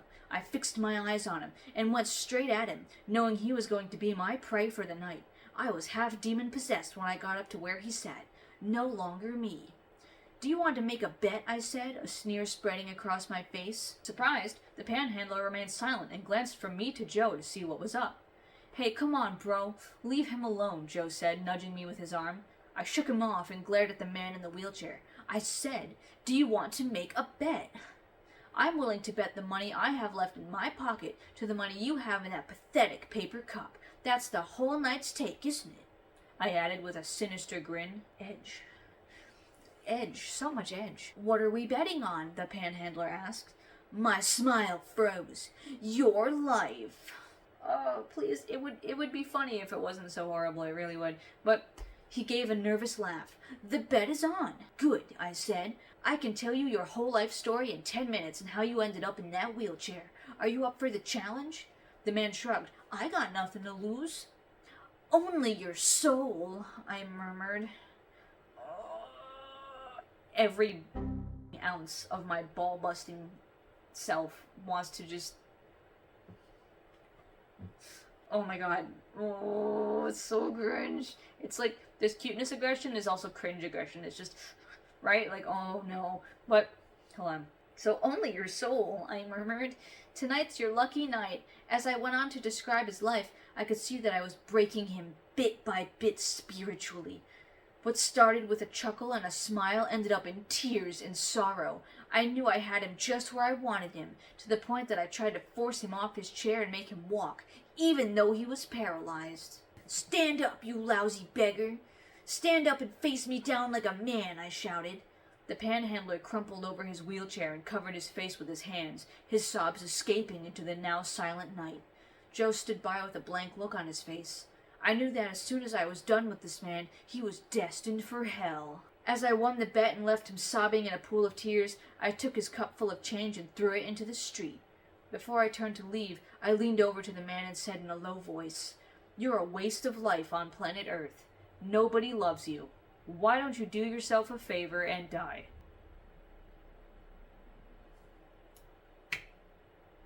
As goofy as it starts, when I got to that point, I was like... And of course, this is meant to be a point in the narrative where we show, like, how far John has fallen and, like, what a terrible person he is. And, like, we can see that also with him trying to deflect responsibility for this behavior by saying that he was half demon-possessed. Therefore, it's a... Oh my god, get the bingo card. Get the bingo card. We got a devil made me do it square somewhere in here. We can tell that this is supposed to be, like, basically, like, rock bottom, morally at least, because even his, like, level 3 warlock friend over there, the NYPD narcotics dude, has had enough of his shit, right? He goes, "Now it's time to go," I said to Joe, jerking my head in the direction we should walk. I could hear his voice cracking as he tried to speak up, like he had a knot in his throat. All that came out was, "John, John." I looked up and saw tears in Joe's eyes. "What's the matter?" I spat out. "You can't handle it? Aren't you a devil worshipper as well as I am?" People in Santeria do not call themselves devil worshippers because they don't worship the devil, you moron. Oh my god. He just stood there shaking his head. "John, I can't hang with you no more, man. You're too far gone." That night, I knew I had reached a place in my walk with the devil that left many others behind who were in the same occult inner circle. As we made it to Joe's building, I sensed he had reached a breaking point. It didn't matter that he was a police officer, seeing so many harsh things in the world we live in. What he saw tonight pushed him beyond his limit. Yep. And it pushed me to my limit, too, at this point, because at this point I was, like, hopping mad. I was like, no way in hell. You're going to be on this kind of tripe, this kind of garbage, this kind of caricaturizing, stereotyping, racist nonsense, and then you're going to just put this story in here as if this was something you could just pin on the demonic, when in reality it was just your shit behavior. Are you out of your mind? And like, that last part, I reached a part in my walk with the devil where I was all alone. There's something to be said for the adversarial path and how it can isolate you. The adversarial path, of course, being like a demonology thing, or when you work with demons, you tend to get isolated. But it's not because you act like a piece of shit. Okay? It's because you actually, ironically, end up drawing better boundaries and being more assertive and actually being better at sticking up for yourself and other people, for the rights of yourself and other people. That adversarial path usually is the cause of someone being really against the grain and willing to call a spade, willing to point out bullshit when they see it rather than kind of, stay small and soft-spoken for the sake of cushioning other people's bad behavior. That's what really happens on the adversarial demonology path. You couldn't waterboard this kind of information out of me if this was something that I had the bad sense to do at any point in my life, because I gotta be honest, I gotta talk straight to John here. Johnny, somehow, if you found this video, because I know you're on this godforsaken website, come here, Johnny. Here's the thing, let me be really clear with you, okay? None of my friends, whether they are Christian witches, whether they are pagan practitioners, whether they are full-blown anti-cosmic Satanists, would ever dream of treating someone like this. No one in my circles who are witches and practitioners would ever even think about doing what you have described in that passage. For your sake, at this point, I hope this is all fake and made up. I really don't believe any of this bullshit happened, but I hope now that it didn't happen for your sake. Because this is despicable, horrendous behavior, and there's no excuse for it. There's no I was half demon possessed and I wasn't myself and the spirits and then there's no excuse for that. There's none. Hell, you out yourself because the guy next to you, who's also part of this religion, seemed to have a better grasp on basic morality than you did as part of the religion. And again, if anything, I'll tell you that the people I know, especially the ones who work directly with real actual demons, not just different deities that you've bastardized, characterized, and slandered, ones who work with real demons, who also still are not at all what you think they are, they actually have a greater sense of empathy and justice and defense for the downtrodden than you have displayed here. This whole goofy ass freaking, oh, I have to win souls for the devil by being a heinous piece of shit, that doesn't happen. That's not real, John. And that's why I will forever find more in common with a demonolator and Jesus than I will ever find between you and Jesus, John. Okay? And to further make myself clear, I don't think that you were a piece of shit because of the spirits. I'm pretty sure I've made that clear, but I don't think that you were a piece of shit because of spirits. I don't think you were a piece of shit because of the religion TM, or because the devil had you wrapped around his fuzzy little cuphead ass finger. Okay? I think you were a piece of shit because you had a lot of issues that you just did not ever work through and did not want to work through. And listen, it's understandable, right? That, bad experiences in life can make us into really just hard-hearted, chip on the shoulder, really, nasty people, right? That's what trauma can do. Not what it always does, but what it can do. And there's room for grace for that to some extent. But it does not excuse it, right? We can understand the behavior, especially caused by trauma and stuff, and a really harsh upbringing or whatever, but it does not excuse the behavior. But here's the thing. The reason I think you still are a piece of shit, John, is because with all of the racism and purposeful misrepresentation already talked about and out of the way, that kind of adds to my case here. The reason I think you're a piece of shit, besides all of that still today, is because you clearly never learned a single thing from this experience. If, that is, I suspend my disbelief and pretend any of this happened. Because without a shred, without a scrap of self-awareness, you turned around, converted to Christianity, and then did the same thing as you did to that homeless man in your story to someone else. Only this time, you kind of switched jerseys halfway through the game and started kicking the ball for the other side. You did this exact same thing with someone who was part of the religion. Or do you not remember this part of the book, right? So here we have a person named Daisy, who was apparently a Santeria from a few years back. And so this person, was part of the religion. And so it goes like this, right? Several months went by from when John had started kind of tiptoeing into Christianity, and one evening I was at my mother's house when a longtime family friend named Daisy, a Santeria from years back, showed up for a visit. As we all gathered in the living room, I turned to her and said, "Daisy, how's your life?" Weird question to ask, but whatever. "My life is fine, John," she said. "I'm serving the saints and doing very well." "Daisy, you're not serving any saints at all. You're serving the devil and his demons in Santeria, and there's no coincidence that I'm here. This is a divine appointment, and Jesus wants to set you free." So we've gone from witchcraft assignments to divine appointments. Her face went blank for a moment. "John, what are you saying? You were in the religion a lot longer and deeper than I will ever be. You know the saints better than I do. Saint Lazarus, Saint Ilya, Saint Martin, and many others. And you know how this religion works. Why are you speaking about the devil when these saints are supposed to be protective spirits from God, guardian angels that God sent to help us in our daily life?" I shook my head. "That's not true. That's just a disguise. God doesn't need any help. He's God all by himself. This religion is the occult, and it's run by the devil and his demons. The reason they use these names is to disguise themselves and entrap people into the religion, because they know this is the only way you can relate to them. And at one time, I was fooled like you are now. Why is it that at every feast I went to for 25 years, and the feast you go to, never mention Jesus Christ? Isn't that true, Daisy? Have you ever heard them mention Jesus Christ at these gatherings, have you?" Daisy stared at me, her eyes troubled. "No, John, not at all." "So you see," I said, "this is all a masquerade. And another thing. Why, when you go to the feasts, do people who call themselves mediums get possessed and drink liquor and smoke cigars all night long and also curse?"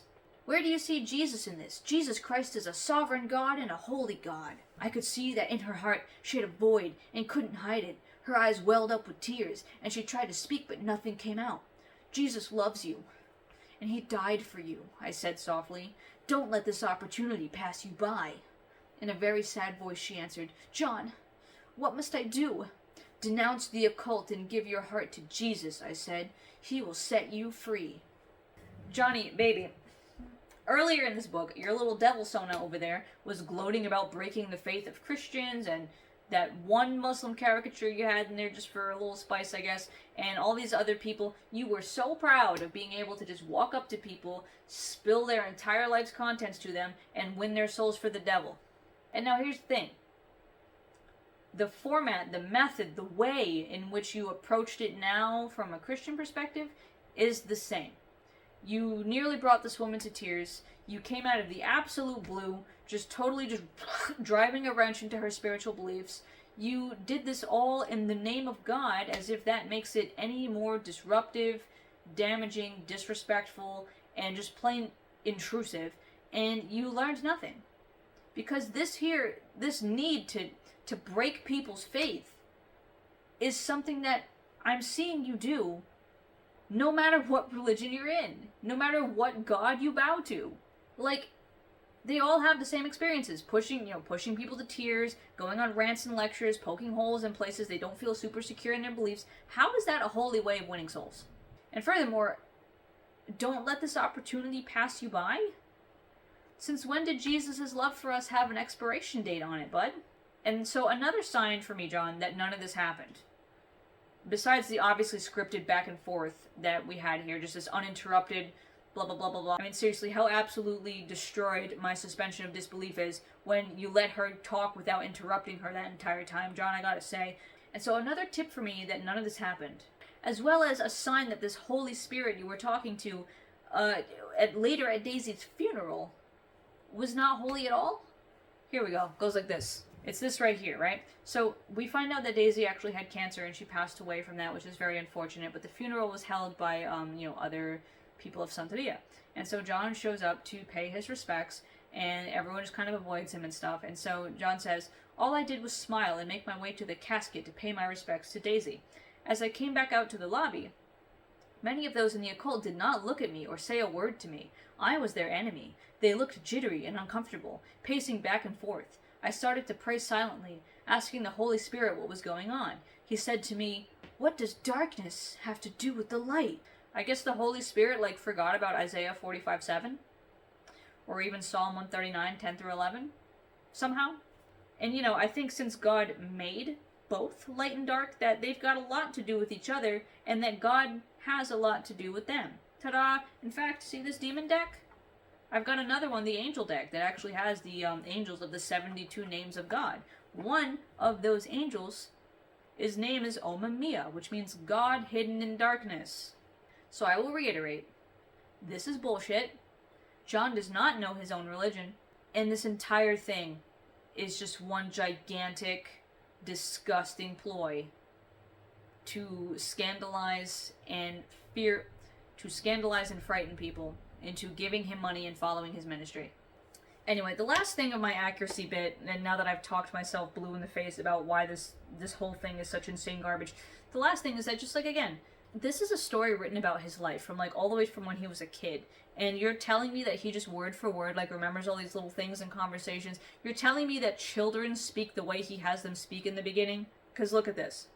So, in the beginning, he's talking about Christmas. He's talking about how he never really got, the toys he wanted because they never had any money because his dad sucked, right? His dad sucking is, a big theme in the first 5 chapters, understandably. But he's got a friend named Junebug. And on the playground one day, Junebug pipes up and he says, man, Christmas is my favorite holiday. Christmas at my house is always the best time of year. We always get the very best. My father always does the right thing. Huh? Things no kid ever said. What kid is thinking of, wow, it sure is great that my father has always done the right thing for our house and our family name. What? But again, this reads like the author of a story trying to really grind your nose in the point they're trying to make, and really make sure that you catch it and that you do not think or interpret or intuit anything else in what they're trying to show you in their narrative. That's called being heavy-handed, right? That's called being on the nose. Which, I mean, like, given the audience of this book, I guess you kind of got to be a little heavy-handed for them to understand and, like, connect dots, right? Like, you have to kind of take their hand and pencil and connect one dot to the other for them. I get it. But, like, it's just more evidence to me as a writer now, looking at literary devices and literary elements, that this did not happen, because you would not need to so forcibly hold my hand to get me to understand this point if it did. And Muhammad the Muslim and the Indian chief Tawada, these are what we could call flat characters, right? Besides calling them what they are, which is caricatures. They're also literary devices in that their only purpose is to highlight some point the author's trying to make and then disappear and never be seen again. They have no agency. They have no agency of their own. They have no purpose outside, like, a brief point of catalyst or you know, moralizing for the main character. They are absolutely useless in every way except for these brief moments. But there's also the heavy-handedness as he becomes a Christian, right? Like, the way Junebug talks is one thing, but then we have later, when he converts, he's looking around and saying, how could a bunch of people with different color skin and from different social and economic backgrounds all get along? Only in a make-believe world could something like this occur. So as he's acting in the middle of this Christian thing he's in, like he's never heard about Jesus before, he starts saying stuff like that. And that's crazy, because he's certainly living in a make-believe world if he thinks that Christians have not actively participated, if not outright created, some heinous stuff in the name of God. Like, yeah, no one with a cross around their neck has ever been a piece of shit before. No one has ever done weird things like, I don't know, wear pointy white hats and burn crosses in a field and think of people to terrorize of a certain demographic before in the name of God. It's like he's never heard of the fact that, you know, in a waspy-ass country like this, the people doing the bad things generally tend to be of the cultural majority, which in this country of waspiness happen to be Christians. But even if Jesus is all about that, you know, love thy enemy, love thy neighbor stuff, and we've just done it really, really bad, this does not suddenly validate Ramirez's little shtick here, where it's like, well, just change your religion and suddenly you're a good person. We've already talked about why Ramirez is basically the same exact person, just in a different font. And all of this, as we get past his baptism into Christianity, where I kid you not, he literally had a everyone clapped moment. He had a standing ovation, even, after attacking the priest like 4 times in the narrative, or whatever. We finally get to the last part of our crap test, and that is his purpose.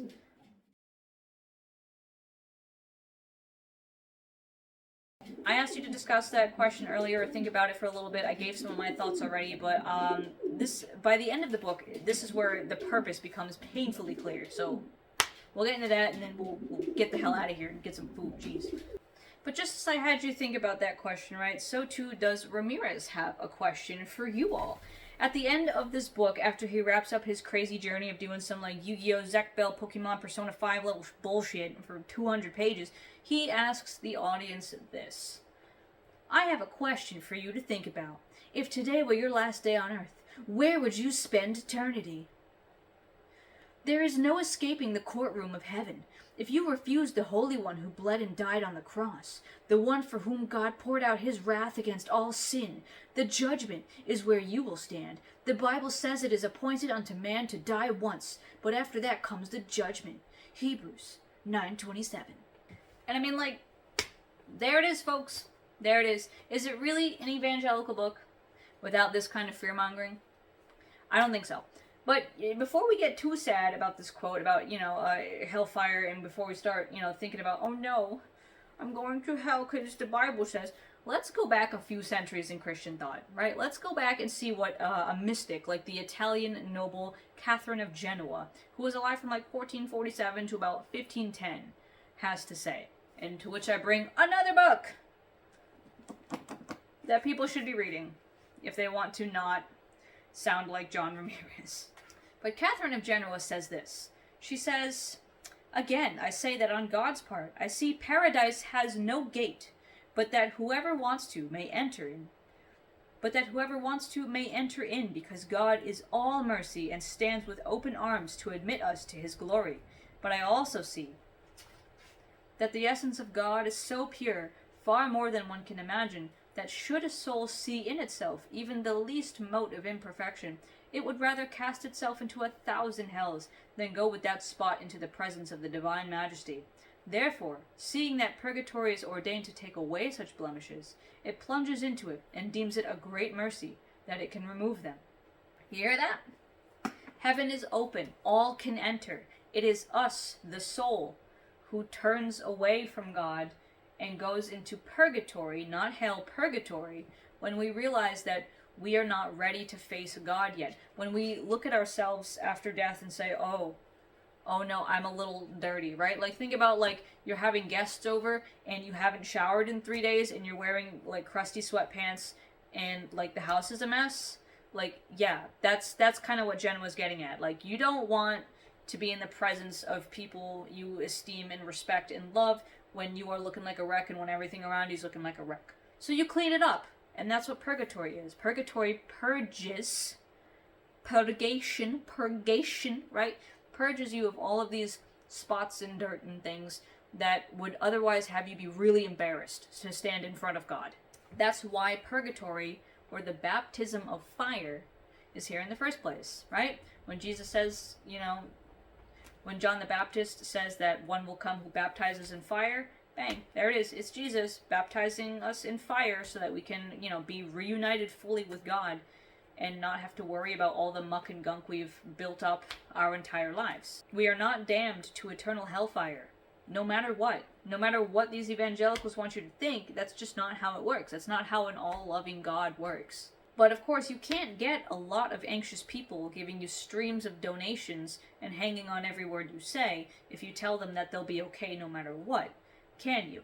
Ramirez has spun a diabolically fake and racist story with this book, and he's sandwiched it between two badly designed covers for the sole purpose of scandalizing waspy audiences and getting people to further fuel this feeling of embattlement that we talk about in Jesus and John Wayne, to fuel this feeling that, the faith is under attack and that Satan is coming to destroy us kind of thing, right? And by doing that, he can then paint himself as an authority figure, and a very compelling one, because he can paint himself as the inside man. He is setting up that ethos to really catch the gullible when he says, believe me, I was there, I saw it, I was in it. And I myself have seen that comment a lot from ex-witches turned Christians, right? I've seen a lot of people say, believe me, I know, I was there, as if their testimony isn't just as fake as any of this. Hopefully less fake, honestly. I hope it's not as tragically racist and stupid as this one is, but still. When this guy can paint himself as an ex-Satanist, an ex-high-ranking warlock, on the inside, seeing all of Satan's evil mechanism, right? When he can do that, and be that authority figure who's then turned to Christ, he's both a success story and a leader all in one. And when he's that figure, people listen. There's not a drop of Christ anywhere in his book. I will tell you that right now. There's not a drop of holiness. There's not a drop of godliness in that book. Not with all the stuff we've gone over. So, besides the flagrant racism, which is obviously the number one thing that makes me so upset and has had this be a much more serious video than I expected it to be when I first started reading the book. The second is the fact that, again, I didn't find this book. Like, I didn't pick this up in bad faith from Amazon's lists. I didn't go searching for something that looked stupid and ridiculous and say, yeah, haha, we can goof on that. No. This was recommended to me, I will say again, by a Christian who was once a witch and thought that this book actually was in any way legitimate. So that is like double egregious to me, right? It's one thing for me to just find stupidity out in the wild and be like, haha, wow, that's silly. But it's another thing for someone to read it, laud it as some great thing, promote it, recommend it, and think that it at all stands up to any of the academia that you actually need to understand God. I'm still blown away that a real breathing person looked me in my virtual face and said, oh, you read books? You read, like, actual books, scholarly books, historical books, legitimate peer-reviewed books? I read books, too, and held up this garbage. Can't believe that. Not at all. Like, to this point, I actually have to give, again, Jenny LeClaire some credit. She at least tried to kind of take a more, like, philosophical approach, at least, like a more, like, you know, let's think through this and work through this, and let me explain to you let me define some terms for you, let me tell you what's going on here, let me give you some examples, let me tell you how to defend yourself against, like, Jenny actually put in some work to make something usable and not just this absolute crock of mess, which is crazy. I did not think I was going to read a book that made me look at Jenny LeClaire and be like, yep, that's not the worst. Like, oh. And I can't believe I'm the person who's going to say this. I really can't believe. Because I hate when people say what I'm about to say. But, oh my god. Just because something exists in book format does not mean it is legit or credible. But when I hold up Discovering Christian Witchcraft and I'm like, y'all, I wrote a book about, like, what the Bible actually has to say about witchcraft. I know what I'm talking about. People will, of course, will turn around and say, well, just because it's in a book doesn't mean it's true. And then I'm like, okay, but, like, my book is based on, like, other books, on research, on, like, you know, a synthesizing of academia. And so it's at least a little bit credible, right? It's at least a little bit, okay? But no. Then these people come out with books like this saying, no, believe me, witchcraft is super bad. And it's, like, actual, like, donkey diarrhea. Like, yeah, now I have to say it. Just because it's in a book doesn't mean it's legitimate, good, worthy of my attention, or anything else. And that is exactly how I felt reading this book. By the end, I was like, well, that was a cute bedtime story, but it did absolutely nothing except make me really irritated at the insane amount of, like, just micro and macro aggressions amidst all the other just blatantly incorrect, stupid shit in this book. And, like, once again, we find ourselves in a world where people just want to pray away the hard things that they don't want to think about.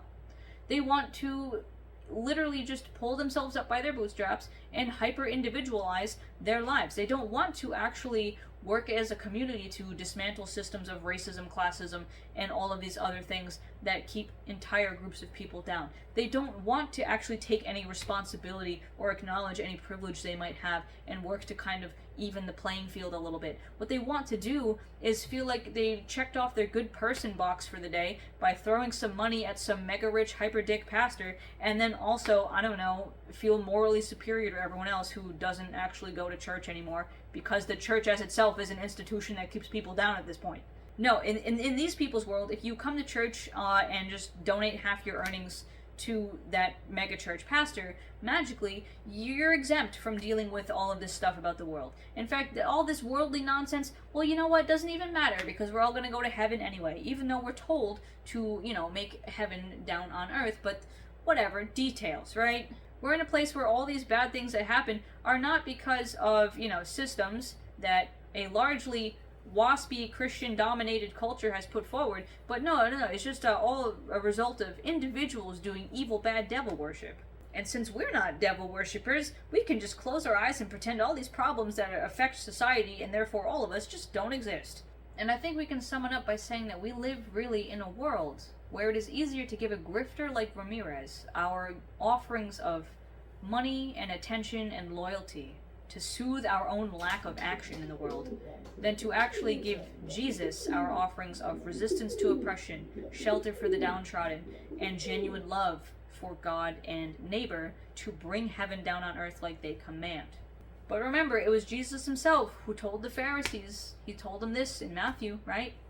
Woe to you, scribes and Pharisees, hypocrites, for you tithe mint and dill and cumin, and have neglected the weightier matters of the law, justice and mercy and faithfulness.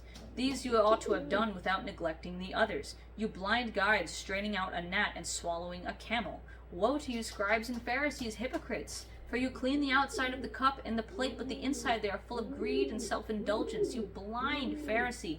First clean the inside of the cup and the plate, that the outside may also be clean. Woe to you, scribes and Pharisees, hypocrites! For you are like whitewashed tombs, which outwardly appear beautiful, but within are full of dead people's bones and all uncleanness. So you also outwardly appear righteous to others, but within you are full of hypocrisy and lawlessness. And in all that, these Pharisees, what did they do? What did they do with all their efforts to gain a proselyte? And all their efforts to look righteous? What was that? What was that happen? Oh yeah, as Jesus says, that proselyte became twice as much a child of hell as before. Twice as much. From efforts like these folks. So listen, y'all, don't go straining out gnats like tarot cards, and swallow camels like racism and apathy to systematic injustice.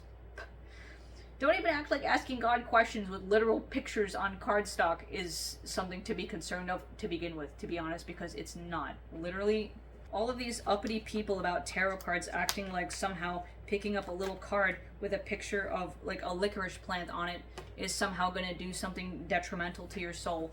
Meanwhile, they're yelling at people for, I don't know, anything, for having blue hair and judging the crap out of them and being awful. Like, bye. We have our priorities so out of order, and like it shows in stuff like this. It so shows. It shows when we're like doing stupid things like making a big mess out of Halloween, or acting like, I don't know, people just literally practicing their own religion and going about their day and minding their business is more of a problem than the city councils that don't fund like cities so they have, you know, proper schools and stuff. And in all that, you know, I gotta say, it's really important that I impress this upon y'all. Do not give people like Ramirez the time of day. Don't read books like this and think they're legit. Don't waste your time on stuff like that when you could be looking at something that's actually academic and important, when you could be doing something for your community, when you could be doing literally anything else at all. Because these are con artists and grifters who put their wallets above God, even as they look you in the face and tell you that they serve God. They sure as hell do not. It's all smoke and mirrors. It's all nonsense. And I can only hope that that girl who recommended this book to me, wherever she is, has wisened up a little bit and is doing okay, because what the hell. So that was a long one, longer than I expected it to be, but it's also a more serious one than I expected it to be. However, we are now 0 for 2 in Christians convincing me of anything in these spaces. So it's not looking good. It's not looking good at all, and so far I feel like we've actually gotten worse somehow. We've actually gone even further away from the point. And so, that said, leave me a comment, tell me what you think about this absolute nonsense. All I know is that this was a horrible book, terrible, terrible story, a very obvious ploy for grifting and nonsense at the expense of people of color, and all around just a bad time. If you ever read this book or anything else by this guy, let me know. I know that I'm never going to think about this again because I don't want to, and this is now gone out of my brain. Goodbye. And with that, I'll see you guys next time for some more lighter conversations, some more, normal programming as usual. So, see you guys.